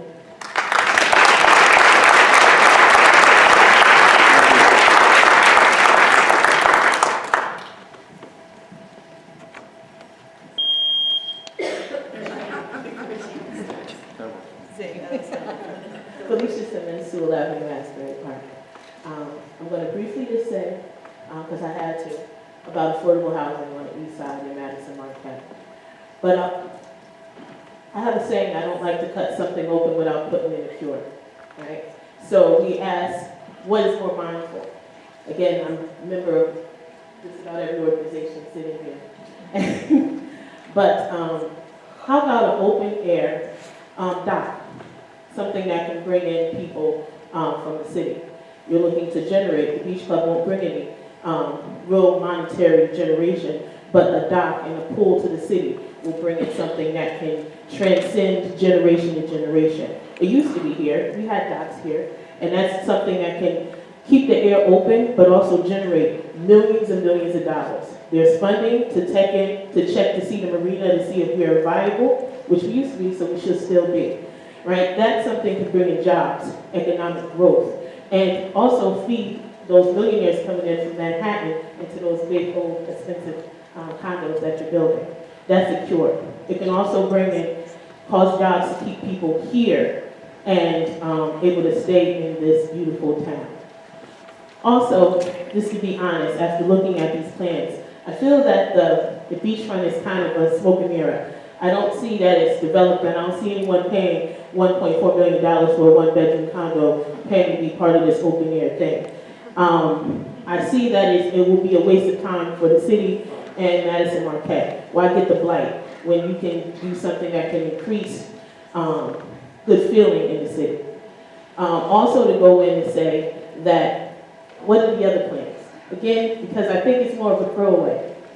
Not saying that someone didn't put in a lot of time and put into this. I don't see it as a developed plan, so my idea is that there's something in the background. And as the city council, we should be in community, we should be concerned about what's in the background. Because I don't believe that this is the end. I believe it's just the beginning. And I think we need to be mindful. And also to say, I'm very proud of these young people as being an alma mater of this high school right here. And standing on this stage and sitting in this auditorium, I am so impressed about the young people and my son who currently go here and the programs that happen here in Asbury Park High School. But again, I say be mindful of what's coming. Make plans for the future that, because these plans, the economy has crashed. I won't ever see Social Security. My future is not laid out. There is no 401k and all those things laid out for me or my children. So when we make these plans, make plans that will last hundreds of years into the future, not a few seconds. And that's it.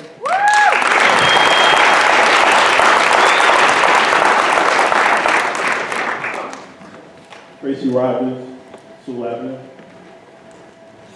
Most of the last people that spoke actually expressed most of the thoughts that I had. And I'm just going to briefly go over them. One, I just don't understand the building that's being built, because as you described it, it is exclusive, and with a fence in the front and a back door to come out, it doesn't seem to precipitate a building that is unifying and being inclusive of the community that we want. I could feel that iStar would be a better partner with sitting down and talking about issues that would concern all of us. And if we look to want to be the most inclusive community that we want, communication is what we want. We're not looking to exclude you. We want to include you. You have done some great things here. We just want to reap a benefit together. So I look forward to trying to work together with you to come up with a better solution than this product that you've put in front of us. One other issue I addressed in the paper, and this is to the council, there was an article in the paper a couple of days ago about our code enforcement and issues that were going on, and some health concerns and some issues of malfeasance. And I would like to ask the corporate council, can the city actually put together a hearing to investigate some of those issues that were addressed in that article? And without any approval from a city manager or corporate council, can this city actually do an independent investigation? That's it. I didn't see what your article was. Can you forward it to myself and the city attorney? Okay, it's an Asbury Park press, and we talked about an issue that more dealt with a employee issue, but in that article, it had a full-page article of issues that were concerning health issues on inspections and other issues. Oh, yes. So you saw that? Yes, I know what you're talking about. So, can this body actually do an investigation of issues concerning those issues not dealing with personnel, but on the malfeasance and inspections and health of properties in the city? I'm not sure I'm understanding you on the inspection issue, but the investigation is underway. The Joint Insurance Fund, once we received the complaint months ago, began their own investigation. So the malfeasance of, I'm not sure, can you just give me a call tomorrow? Because I think we're just not syncing up on what we're talking about. Okay. Thank you.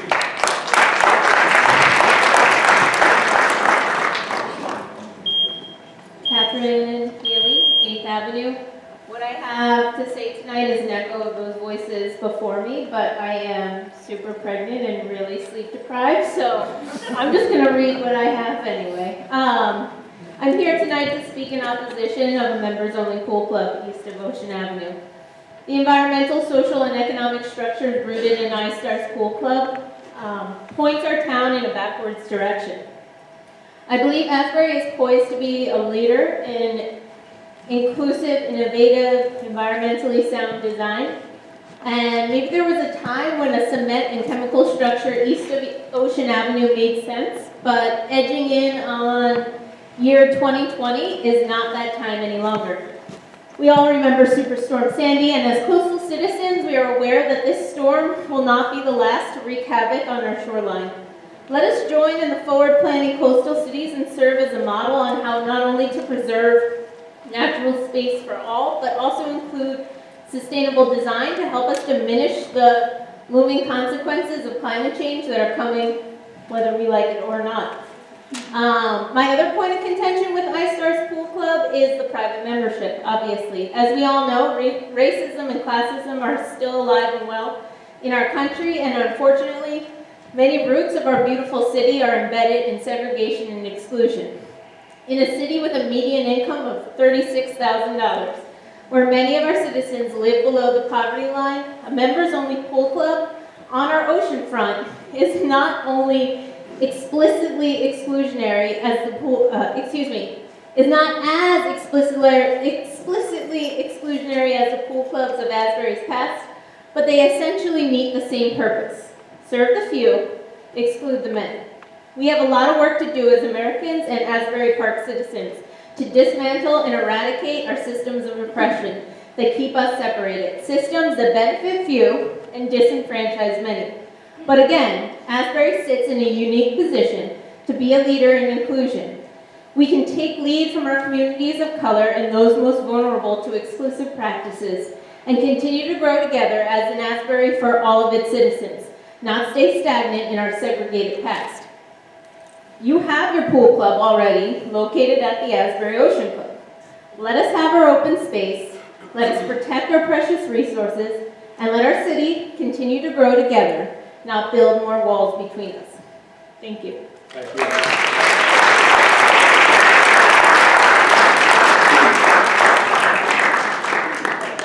Good evening. Christian Hebert, First Ave.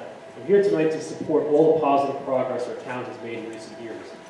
Asbury Park has come a long way from the days of abandoned streets and urban decay. We still have a long uphill battle ahead of us.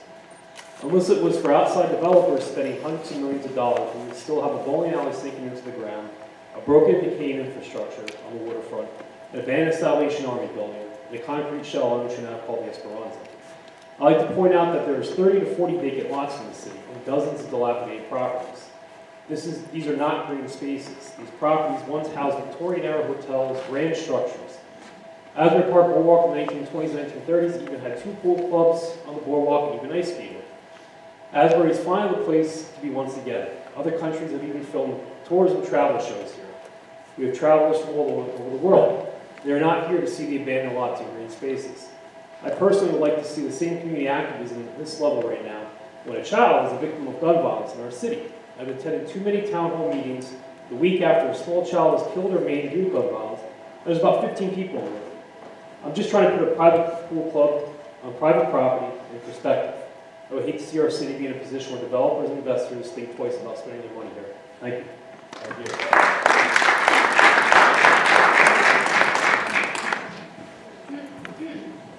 Hi, my name is Jess Alimo. I am the president of the Asbury Park Democrats. I am also a comedian, so if you disagree with anything I've said, I was just kidding.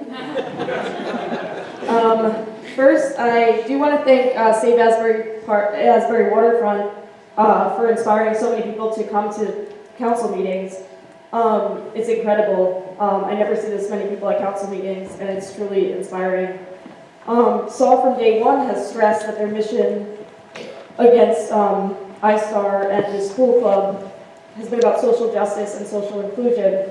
I sat at the first council meeting addressing iStar, listening to the comments from impassioned and concerned citizens, including myself, in packed council chambers with over 500 people waiting outside. Just like this meeting, Saul organized a social media campaign, flyers, press releases to ensure a crowd would show up. The press is here today also. After that council meeting, the next one addressed the assault of Raekwon Bowers, a young man who was allegedly beaten by a police officer for not having a light on his bicycle.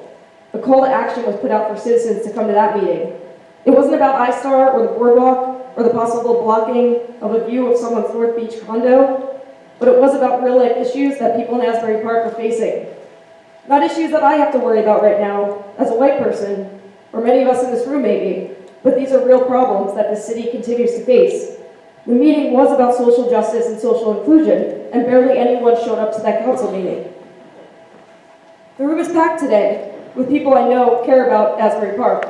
I urge everyone in this room to keep this momentum going past the boardwalk.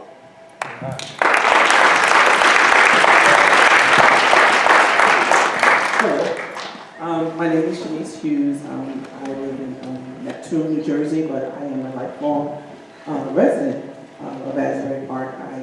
I went to school here, I graduated from here. My parents actually had a house on Heck Street where I grew up at, so I've seen a lot of changes in Asbury. But what I will challenge iStar and our city council is to not forget about the children. I have heard nothing about what we're going to do for the children on that waterfront. There's nothing there, and our kids don't feel like they belong there, and I think it should be welcoming to them as well. So please, whatever you're doing as far as the plans for there, please don't forget about our children.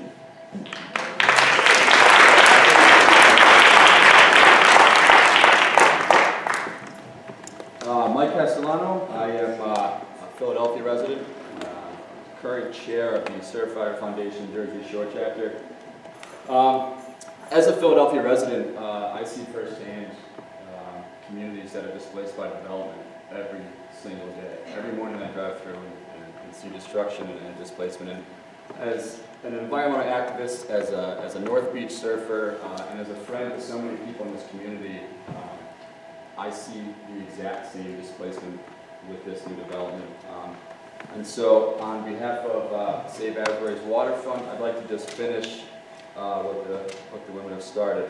City Council and iStar have an enormous opportunity right now to redesign the 2002 waterfront redevelopment plan into a forward-looking, environmentally protective, socially inclusive and economically viable vision for Asbury Park. Sincerely, Kathleen Moon. Thank you. Emily Patterson, 8th Avenue. I just have a question about, have you thought about how the parking is going to be affected by this?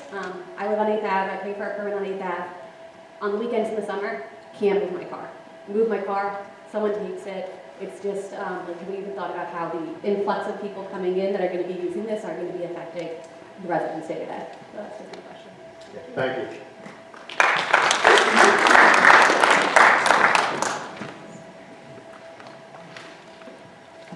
Good evening, Nicole Harris. One of the weirdest feelings in the world is to come back to your hometown and not recognize it. An even weirder feeling is when the place that you've always called home is no longer feels like home. It is my observation that Asbury Park is becoming exactly what someone intended for it to be. This town has been more exclusive and less inclusive over the past 20 years. It's been moving in that direction. Many of us have been crying gentrification for years now, only to be told that we were delusional. But we were not delusional, we were living it. So I cannot stand here tonight and pretend to be surprised by a beach club. For some, the evidence of gentrification was not apparent until this beach club plan was presented. Now, I went to this high school. I graduated from here in '98, and there were these pictures in the hallways from like the 30s, 40s, 50s, and things like that.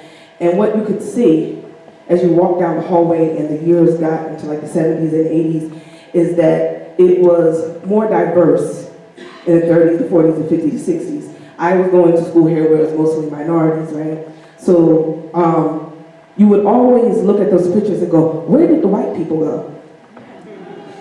Seriously, right?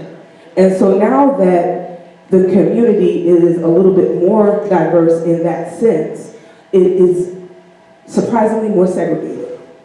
How does a community become more diverse and segregated all at the same time?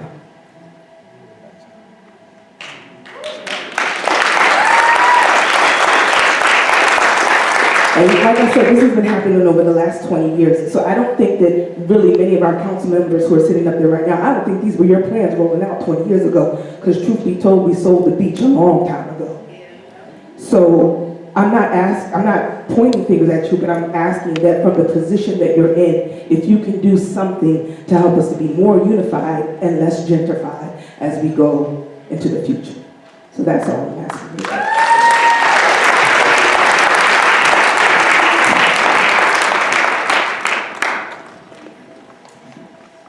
Hi, Marianne Antonucci. I live on Sewell Avenue. I don't think I could bring any more pertinent questions or more pertinent information than everyone who's come before me, but I do know that this plan was drafted in 2002, and that was 17 years ago, and anyone who has raised a child knows that the plan you have when that child is born doesn't look anything like it 17 years later. A lot of life, a lot of growth, a lot of change goes on in 17 years. Not the least of which is the fact that the child develops a mind, an opinion, and a voice of its own, and wants to have a say in the plan. I think that tonight the people of Asbury Park have shown you that they have minds and opinions and voices. We don't want this beach club. We want to be able to be environmentally responsible. We want the beach and our oceans and our wildlife to be here for our kids, their kids, and afterwards. And I think that we already know that we're a city of diversity. We want to be known as a city of inclusion. That's much more important. Thank you.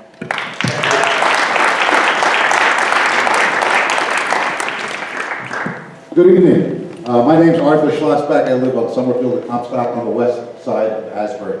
My family came here in 1888. Last time I was in this room was June 21st, 1971, when I got my diploma up there on the stage. First off, this is not a beach club. It's a pool club. When I was a kid, there was a pool there we used to go to. I don't know if it was a membership fee, 8 years old, we don't know. A beach club is the Kiel Casino, Phillips Avenue, the Break, and Asbury Park, between the casino, and 8th Avenue is a beach club. It's not a public beach. It's a beach that's owned by the town that charges everybody that walks on that beach money. It is a beach club.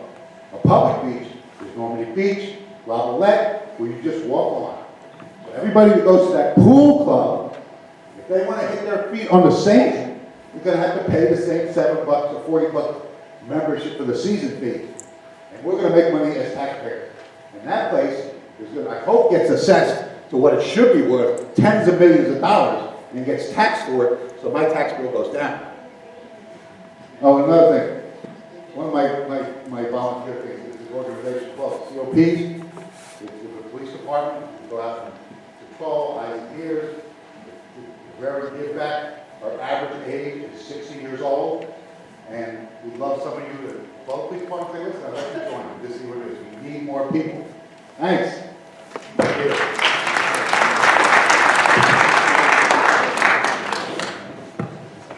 Good evening. I'm Tommy DeSano. I live in Georgia, New Jersey. Permission to speak for 4 minutes. No. You know, a town really can't claim diversity unless at least one of the speakers in an event like this gets booed. Otherwise, that means everybody agrees. So I'm going to try to be that guy and maybe get booed a little bit. I have some different thoughts about diversity and all the claims I've heard diversity tonight. I've never seen so many people give a speech claiming diversity. The goal of that speech is to keep out a certain class of society from coming into town. Why are we so afraid of what we call rich people? We're not building multi-gazillion dollar condominiums here. Hey, sir, please. Okay.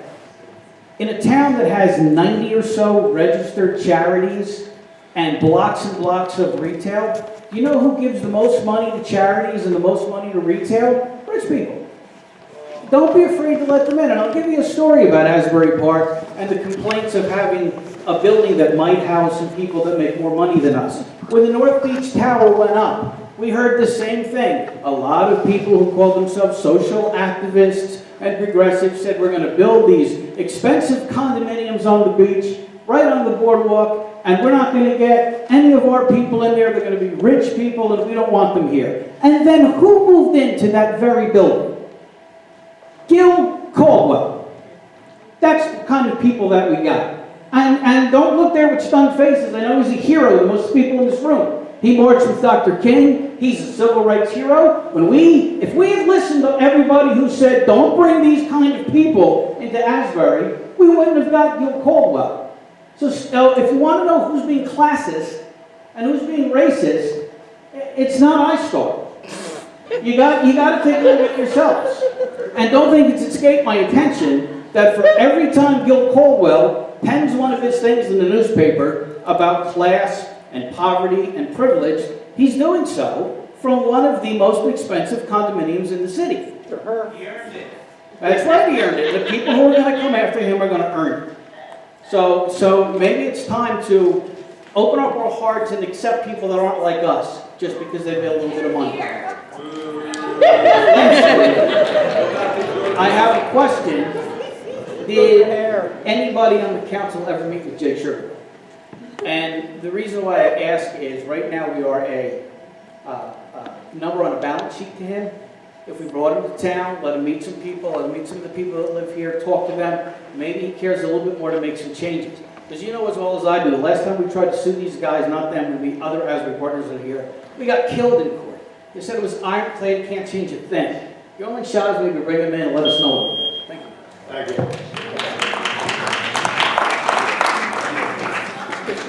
Tommy, thank you. You are an easy act to follow. An easy act to follow. Tommy, I love you. I really did. Gave me the best idea last time.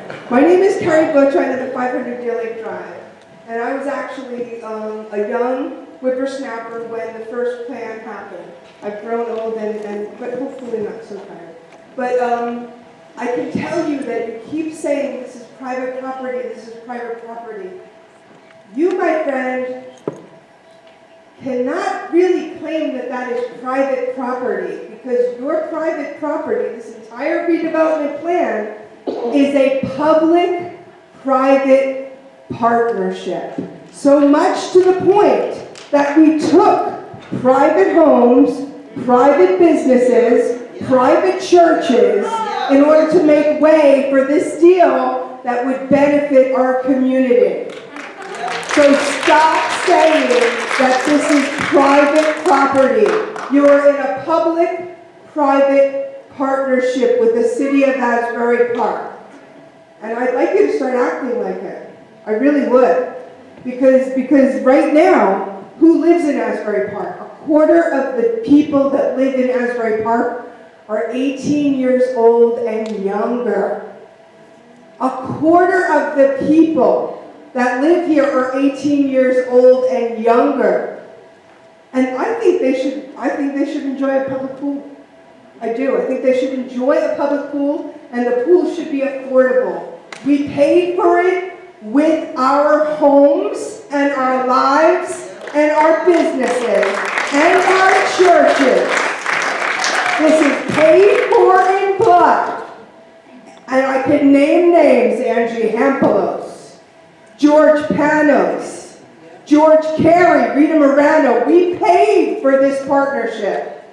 So please, when you start telling us that the waterfront is private property, please come to us with a little bit more of a partnership, of a feeling that you care about this community, that you want to be here, and we want you here. But we want to participate, we want to belong. We think that there's probably a way for our city council to negotiate something that might be beneficial for both our community and your pocketbook. We think that that's possible. We think that you guys could negotiate a deal that would be amazing. And I have 5 seconds. One question on the record. Is it possible that the 2nd Avenue Splash Park might be considered the public pool? Is there any chance that there might be any kind of a... Okay, your time. You got it? Yes, You I got got it. it. To the best of Thank you my very much. knowledge, no. No. Okay.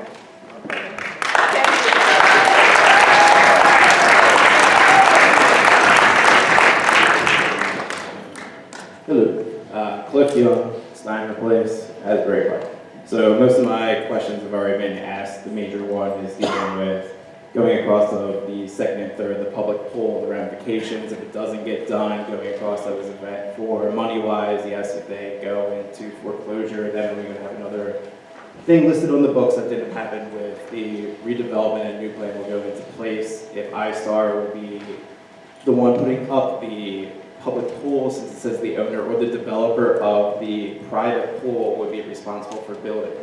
One of my questions though, dealing with iStar is just, what's your goals to benefit the community? What's your plan on helping the community going across? And also if you have anything built for, if there is a storm that comes across, any damage that may go into the public from having a low fencing to meet the requirements of the EPA. If there's runoff, anything going from the storm, what your effects, or do you have a plan or money set aside for that to help the community in case that happens? From a council standpoint, I know money talks. I know there was the plan, the buyout years ago. Going with iStar, are they getting any kind of tax break for within the tax revenue? Would the city be getting, if any, since it's a private pool, and if they're getting any benefit from it, from a tax break, or if it was built over the original terms when it got bought out years ago, if they're already getting their tax payments for the properties that they were putting up? That's all. Thank you. Thanks.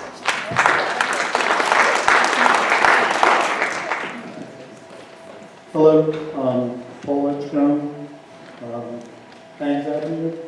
So I just want to start out by, I'm assuming that you have the right to do this, but is it the right thing to do? And are you legally, market-wise, or in any other way obligated to build this pool because of promises that you have already made to future residents of the Ocean Club? So you can't back out and there's no way out. So you have to build it. So that would be the other question. Then,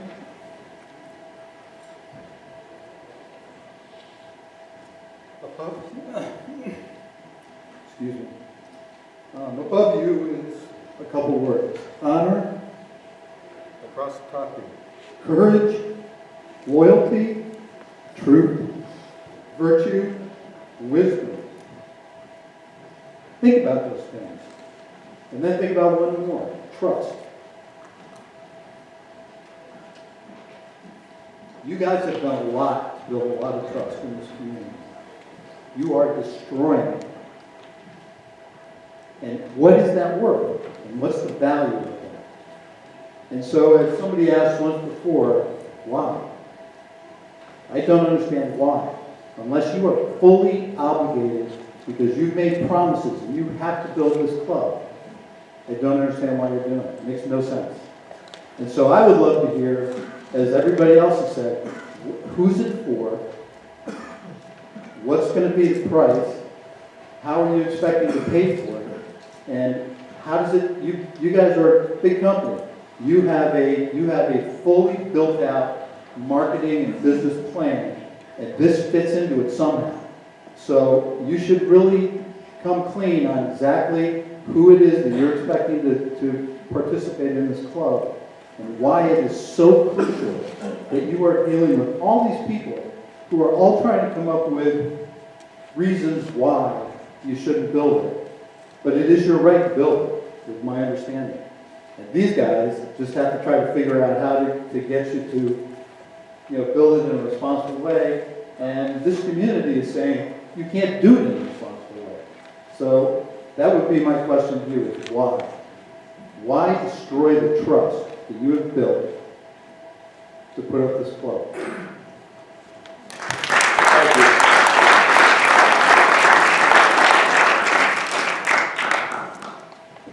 Melanie Nolan, Lock Arbor. Two things. One, having lived here through the storm in 2005, when you could not drive anywhere around the lake at all. And then Irene. And then Sandy.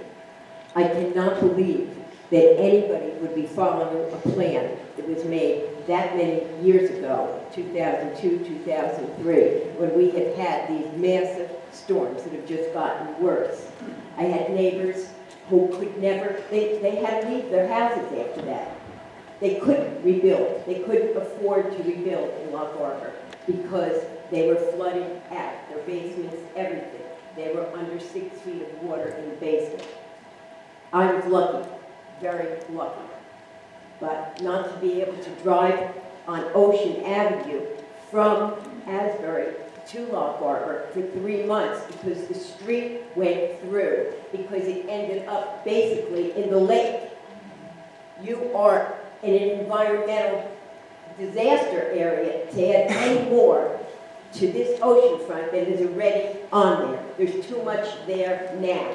We have a lake, an ocean, and a lake right across the street from it. Think. The second thing is, when the redevelopment started, a bit after it started, I was riding down Main Street with a friend of mine who's been an attorney around here for a long time and seen lots of changes in this area. We were talking, and I said to him, I don't know, the way this is going, it looks to me like we're making two cities again. We're making an east side and a west side. And he said to me, no, Melanie, it's going to be done right. It's not going to be like that. Well, I'm sitting here tonight, and I wasn't going to say anything. But I listened to the young people who came up here and heard how disenfranchised they feel. I graduated from this high school, and when I graduated from this high school, it was like the young woman talked about. There were people of all shades that were here, from white, to dark skin people. And I guess it's not anymore. I know it's not anymore. It makes me very sad because this was one of the best high schools in the state at that time. I can't even begin to list to you the people that graduated from here that are nationally known. I mean, this is a disgrace. So the school has gone to wherever it's gone to. I mean, that's been a forgotten issue. So obviously the kids in this community have been forgotten by a lot of people. And now to hear these young people come up here and talk and feel like they do, listen, we had two cities here at one time. It ended real badly. It ended in the 60s, and it was a nightmare. Thank you. Thank you.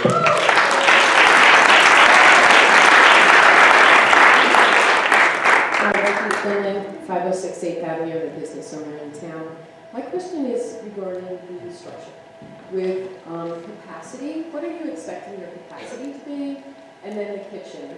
So is the kitchen like a full blown out kitchen? Are you planning on doing like large meals or just more smaller meals? So in other words, when we sit on the beach, sometimes, like somebody had mentioned earlier, you smell the waft of the sewer plant, so now are we mixing that with fries? You know what I'm saying? So that's really more, I'm assuming that this goes through, so with capacity numbers, that would be of interest. And then also the furniture on the top, because I think that's how it was explained, there's furniture on the top. So I suspect that's all like screwed in, or is it moving? You know what I mean? So you do have a actual number that you're considering, that you'll reverse engineer for your membership, I suspect. Thanks.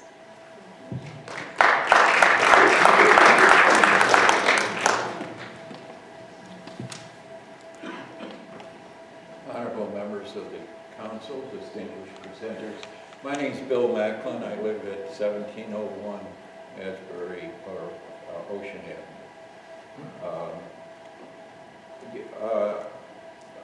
I'm a new resident, and this actually is my first council meeting. You've done a very good job. I'm pleased as a newcomer. I'd like to underscore a couple of things that I heard tonight. First, I think you've got a pretty overwhelming response to the concept, and I think that you've heard something on that. But I also think you've heard that there's some things lacking. The presentation, and with all due respect to both the council and the presenters, the presentation does not give the public an opportunity to fully consider what this looks like, what in 4 dimensions. There should be a model. It should lay out the entire beach. You should be able to see the building, inside the building, inside the pool, whatever the structure is. There's no understanding, physical understanding of what's going on or what's going to be built. You just have some flat plain maps there. And I'm not being critical. I think you need to take another look at this presentation, so that if you continue to pursue this particular plan, at least for the immediate present, I would urge you to do that and make that kind of model and present it to the public again so that they can examine it more closely. In fairness to the whole project, you've heard how people feel about the concept, and I hope I have an opportunity to come back and see the full model, full presentation, and another opportunity to react to the concept that you have presented with this idea. But I think you have an inkling of how the community feels about it right now. Thank you.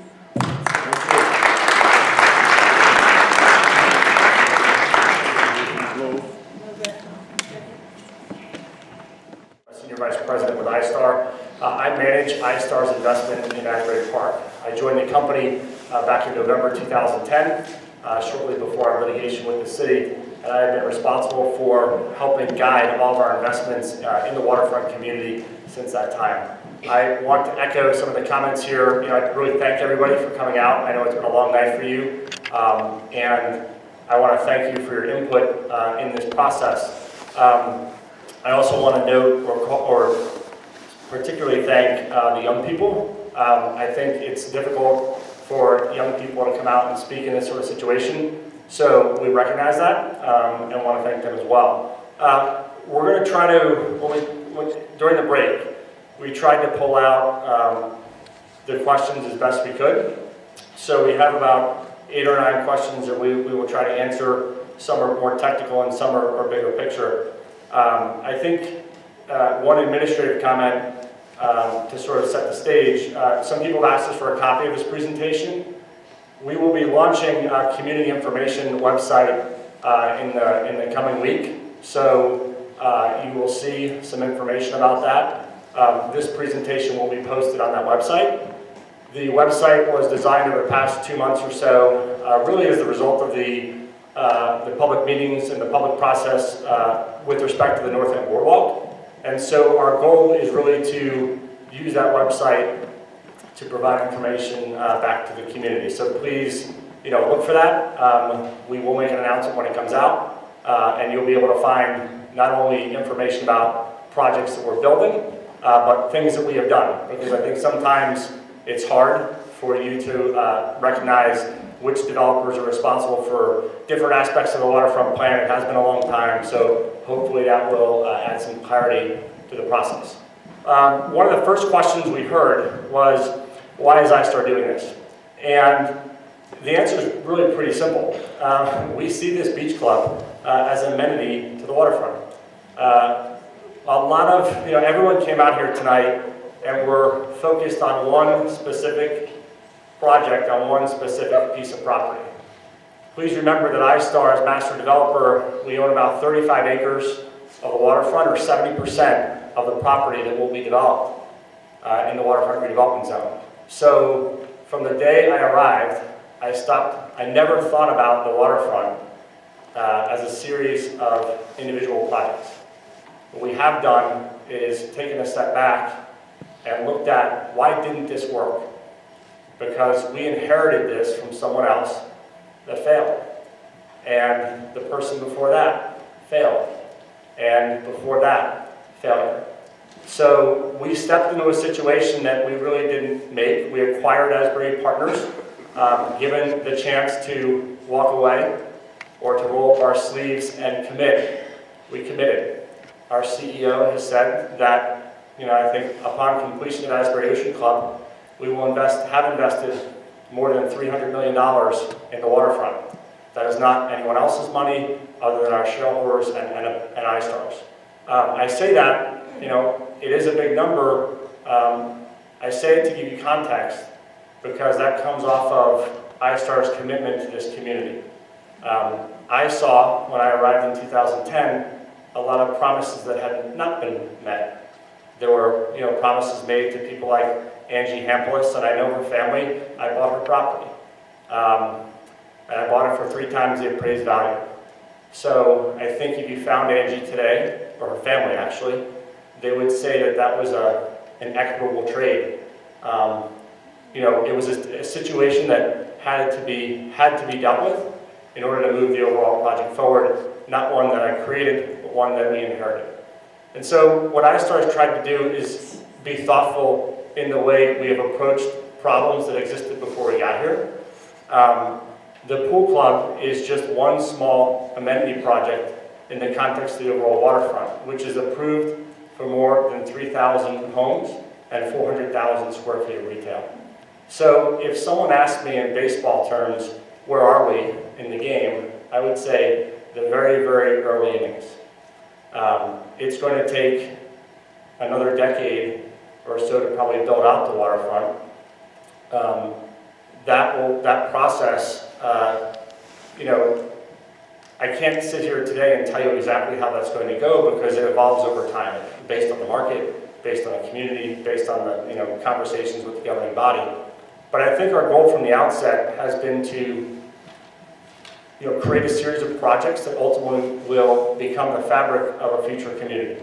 We inherited primarily vacant land, and so we're not displacing anyone at this point. What we are doing is taking underutilized land and returning it back to the community through our projects like Vive, Monroe Condominiums, the Asbury Hotel, Asbury Lanes, Asbury Ocean Club, and through our partners like K. Hovnanian, Building South Grand. In the meantime, we're installing infrastructure, much needed infrastructure. I think today it's more than $25 million, or roughly $25 million of infrastructure that is about to go in or has gone in. New streetlights, storm sewer, sanitary curbs, sidewalks, and all that stuff. So why are we doing it? this is one small amenity in a very, very large and complex waterfront redevelopment. We certainly understand the sensitivities associated with it, and while a lot of people here tonight talked about the past, we really try to look forward to the future and imagine the integration of a series of different projects and the community that it will form and the revenue that it will generate that ultimately goes back to the governing body seated to my right. And the revenue that the city gets from these projects can be used across the entire city to develop other parts of the community, to improve infrastructure in other parts of the city. You know, our goal, our responsibility at iStar is the waterfront, but we'll talk about some of the other things that we do in the community and how we view this as one city. So that's why we're doing the pool club. To get into some of the specific questions, you know, construction should start as soon as we receive all of our approvals. We have the legal right to start moving dirt tomorrow and removing old foundations and other debris from the site. But given the sensitivity of the development, and we've done that every other time, you know, you probably just didn't notice, but usually several months out, we'll start to turn the dirt and prepare the pad sites for development, even in advance of our final approvals, because we're just removing old debris, anything that needs, you know, if there's an environmental issue with the property, we're required to clean it up, obviously, so we take care of that. We've held off on that process because we wanted to go through the public approvals, and we didn't want to really upset anyone with some, you know, some pre-development work going on in that location. So as soon as we receive our approvals, I would expect to immediately start preparing the site pad. I would like to think that the club could be built within 12 months, but 12 to 18 months seems more realistic. So that's construction. Have we made any promises to buyers? We've made no legal promises to buyers at Asbury Ocean Club or anyone else that this beach club or pool club has to be built. Our documents have been filed with the state of New Jersey and Department of Community Affairs, so we have no, you know, binding obligation to create this for someone else. That being said, we intend to develop this site with a pool club, a members-only pool club, for the benefit of any resident that chooses to join from Asbury Park or from outside Asbury Park. This is not exclusively for people who are buying condominiums. Yes, there is a pool at Asbury Ocean Club, but that amenity is restricted to, that amenity is for the residents and for the hotel guests there. So this amenity will actually serve anyone who would like to join.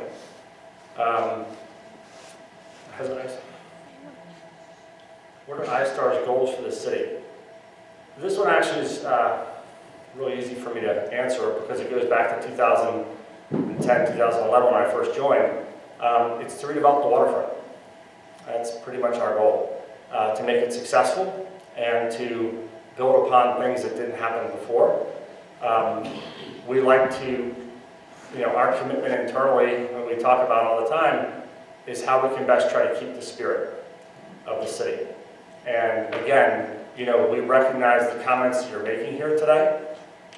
My goal, and I think my responsibility with the company, is to see how all these different projects can work together to redevelop a vibrant community. And I'll talk a little bit about our partnerships and our track record for those of you who don't know what we've done to date in a minute. But that's it. Our goal is to redevelop the waterfront and deliver on promises that were made, you know, set long before our time, but never happened. Along the way, we have tried, and we have worked with the city, and we're still working with the city to amend the waterfront redevelopment plan. It has been amended numerous times, most recently in June. So I don't want people to think that this is a static plan that was enacted in 2002 and has never changed. I can tell you that our conversations with the city have really never stopped, but these are complex issues and not easily solved, so they do take time. Not to say we can't all work harder and do better, but it's not a static plan that was just passed in 2002 and hasn't been touched. Prices and fees for membership. As soon as we have our plans and they're final, we'll go back and we'll look at the type of membership structure we need to bring to make this project actually come to life. That could be a combination of seasonal passes, weekly passes, weekend passes, daily passes. Really, the market will tell us, based on demand, how we'll bring this project forward. That's why we don't have the answers here today. There is no website. I can tell you that we have received tremendous interest in the club from even people that live across the street at North Beach. We get emails all the time, so we're collecting that information. And once as we move forward with our plans, we'll determine, how the pricing and the packages that we'll offer. How will the pool be flushed? The pool is chlorinated, so it's fresh water. It will be flushed. My civil engineer will confirm. I believe that it will be flushed through the storm source, the sanitary sewer system. Sanitary. See, almost got it. It's required, I think, by code to be flushed out that way. Right? Correct. You can't go to the stormwater system with that. So you go to the sanitary system. I think that obviously throughout construction we'll comply with all city ordinances and just like we've done on all the projects to date. Are we seeking a pilot or any sort of tax incentive on this project? No, we're not. So we've not made an application and we don't plan to do so. I think those are the technical questions that we were asked. I would like to sort of maybe wrap up by making a comment about our partnerships and what we've done here in the community. I hear a lot of people talking about the youth and the future, and I'm very happy to hear that because since 2011, iStar has been involved in the Boys and Girls Club. I believe I've been on the board since 2013. Jennifer Smith is also on the board with me. And the Boys and Girls Club is the one organization that iStar has contributed more money to in our time. And not only financial donations, but we work with our partners to help the club in a lot of different ways. For example, when their pool was out of service and they couldn't use it to support local swim teams, we partnered with American Pool to come in and redo it. So American Pool came in, reworked the pool, put it back into operation, new equipment. Now the Boys and Girls Club uses that pool to bring in swim teams from outside of Asbury Park. When there was no parking and parents were concerned about safety, we worked with JCP&L to get a 99-year lease on a piece of property that was contaminated behind the Boys and Girls Club. Our lawyers donated time. Our civil engineer created the plans to get that rezoned. So now, I think within the next 9 to 12 months, hopefully, there will be a new parking lot behind the Boys and Girls Club that will allow buses that bring the kids to the pool to come and park safely. When our corporate office from New York was looking to do community service, we put 65 people on a bus and we came down here and spent 4 hours at the club. And we improved the landscaping. We got BDL landscaping services to donate the materials and time to work with us to improve the exterior of the club. I'm not sure a lot of people know that, but on March 9th, for example, everyone's talking about what they can do. The club is having their annual fundraiser at Asbury Lanes, so hopefully a lot of the people that came out tonight will join us there. Our team will be there, our consultant team and my team that you see. Our iStar team will be there with us, to support the club, and I hope people come out. The other thing I would point to is our track record. I really can't speak to a lot of the topics that people brought up tonight about the past and the way Asbury Park used to be. But I do have some say working with our company on what the future will bring to this community. And since I've been involved in 2010, working with our company, when I look at the projects that we brought to market, the Asbury Hotel, Asbury Lanes, and the other residential projects, I look at the tax revenue, and I look at the jobs that we have created, I feel really good about the impact that we've had on this community. When I look at our partner, David Bow, and the SALT training program, the hospitality training that we've given to our employees, I think we have 200 employees now between Asbury Lanes and the Asbury Hotel. I would say 75 to 80% of those employees come from Asbury Park or Neptune or the immediate surrounding, almost all of them come from the surrounding area. So, that's our track record of what we have done for the community. And I think that's what you can expect us to continue to do. I'm proud of every one of our projects. I will be very proud of this project. We brought in designers and a professional team that is second to none. And we've done that at great expense because that's what we really think Asbury Park deserves. You know, there's a reason why we put Asbury Ocean Club on the site of the former Esperanza. Because for many years we kept hearing that it was never going to get done. Other people were, kept talking about doing it, but nobody ever did anything. And so when we bought the property from Capital One Bank after the failure of the Esperanza, we talked about what we could do. And the decision was made internally that if we were going to do something, our CEO wanted to do something that would stand the test of time. And that for us would be a tipping point to signal to everyone who doubted Asbury Park, is this community coming back? Is this community back? And I'm extremely proud of what we're building there and the 300 jobs that have been created through the construction process, the internships, the scholarships with Sardoni Construction that we've offered to kids at this high school. We've actually hired some of the interns back for full-time positions. So those are little things. They're little steps, in my opinion, that are moving the community in the right direction. Long term, this is about the successful the successful redevelopment of the waterfront. And I think we still have 20 or 25 projects to go after we complete Asbury Ocean Club and we complete this beach club. So again, I can't tell you exactly how all that is going to take shape, but we feel extremely proud of our partners and what we've brought to the community. So, I think that really answers all the questions that we heard from the meeting tonight, Mayor.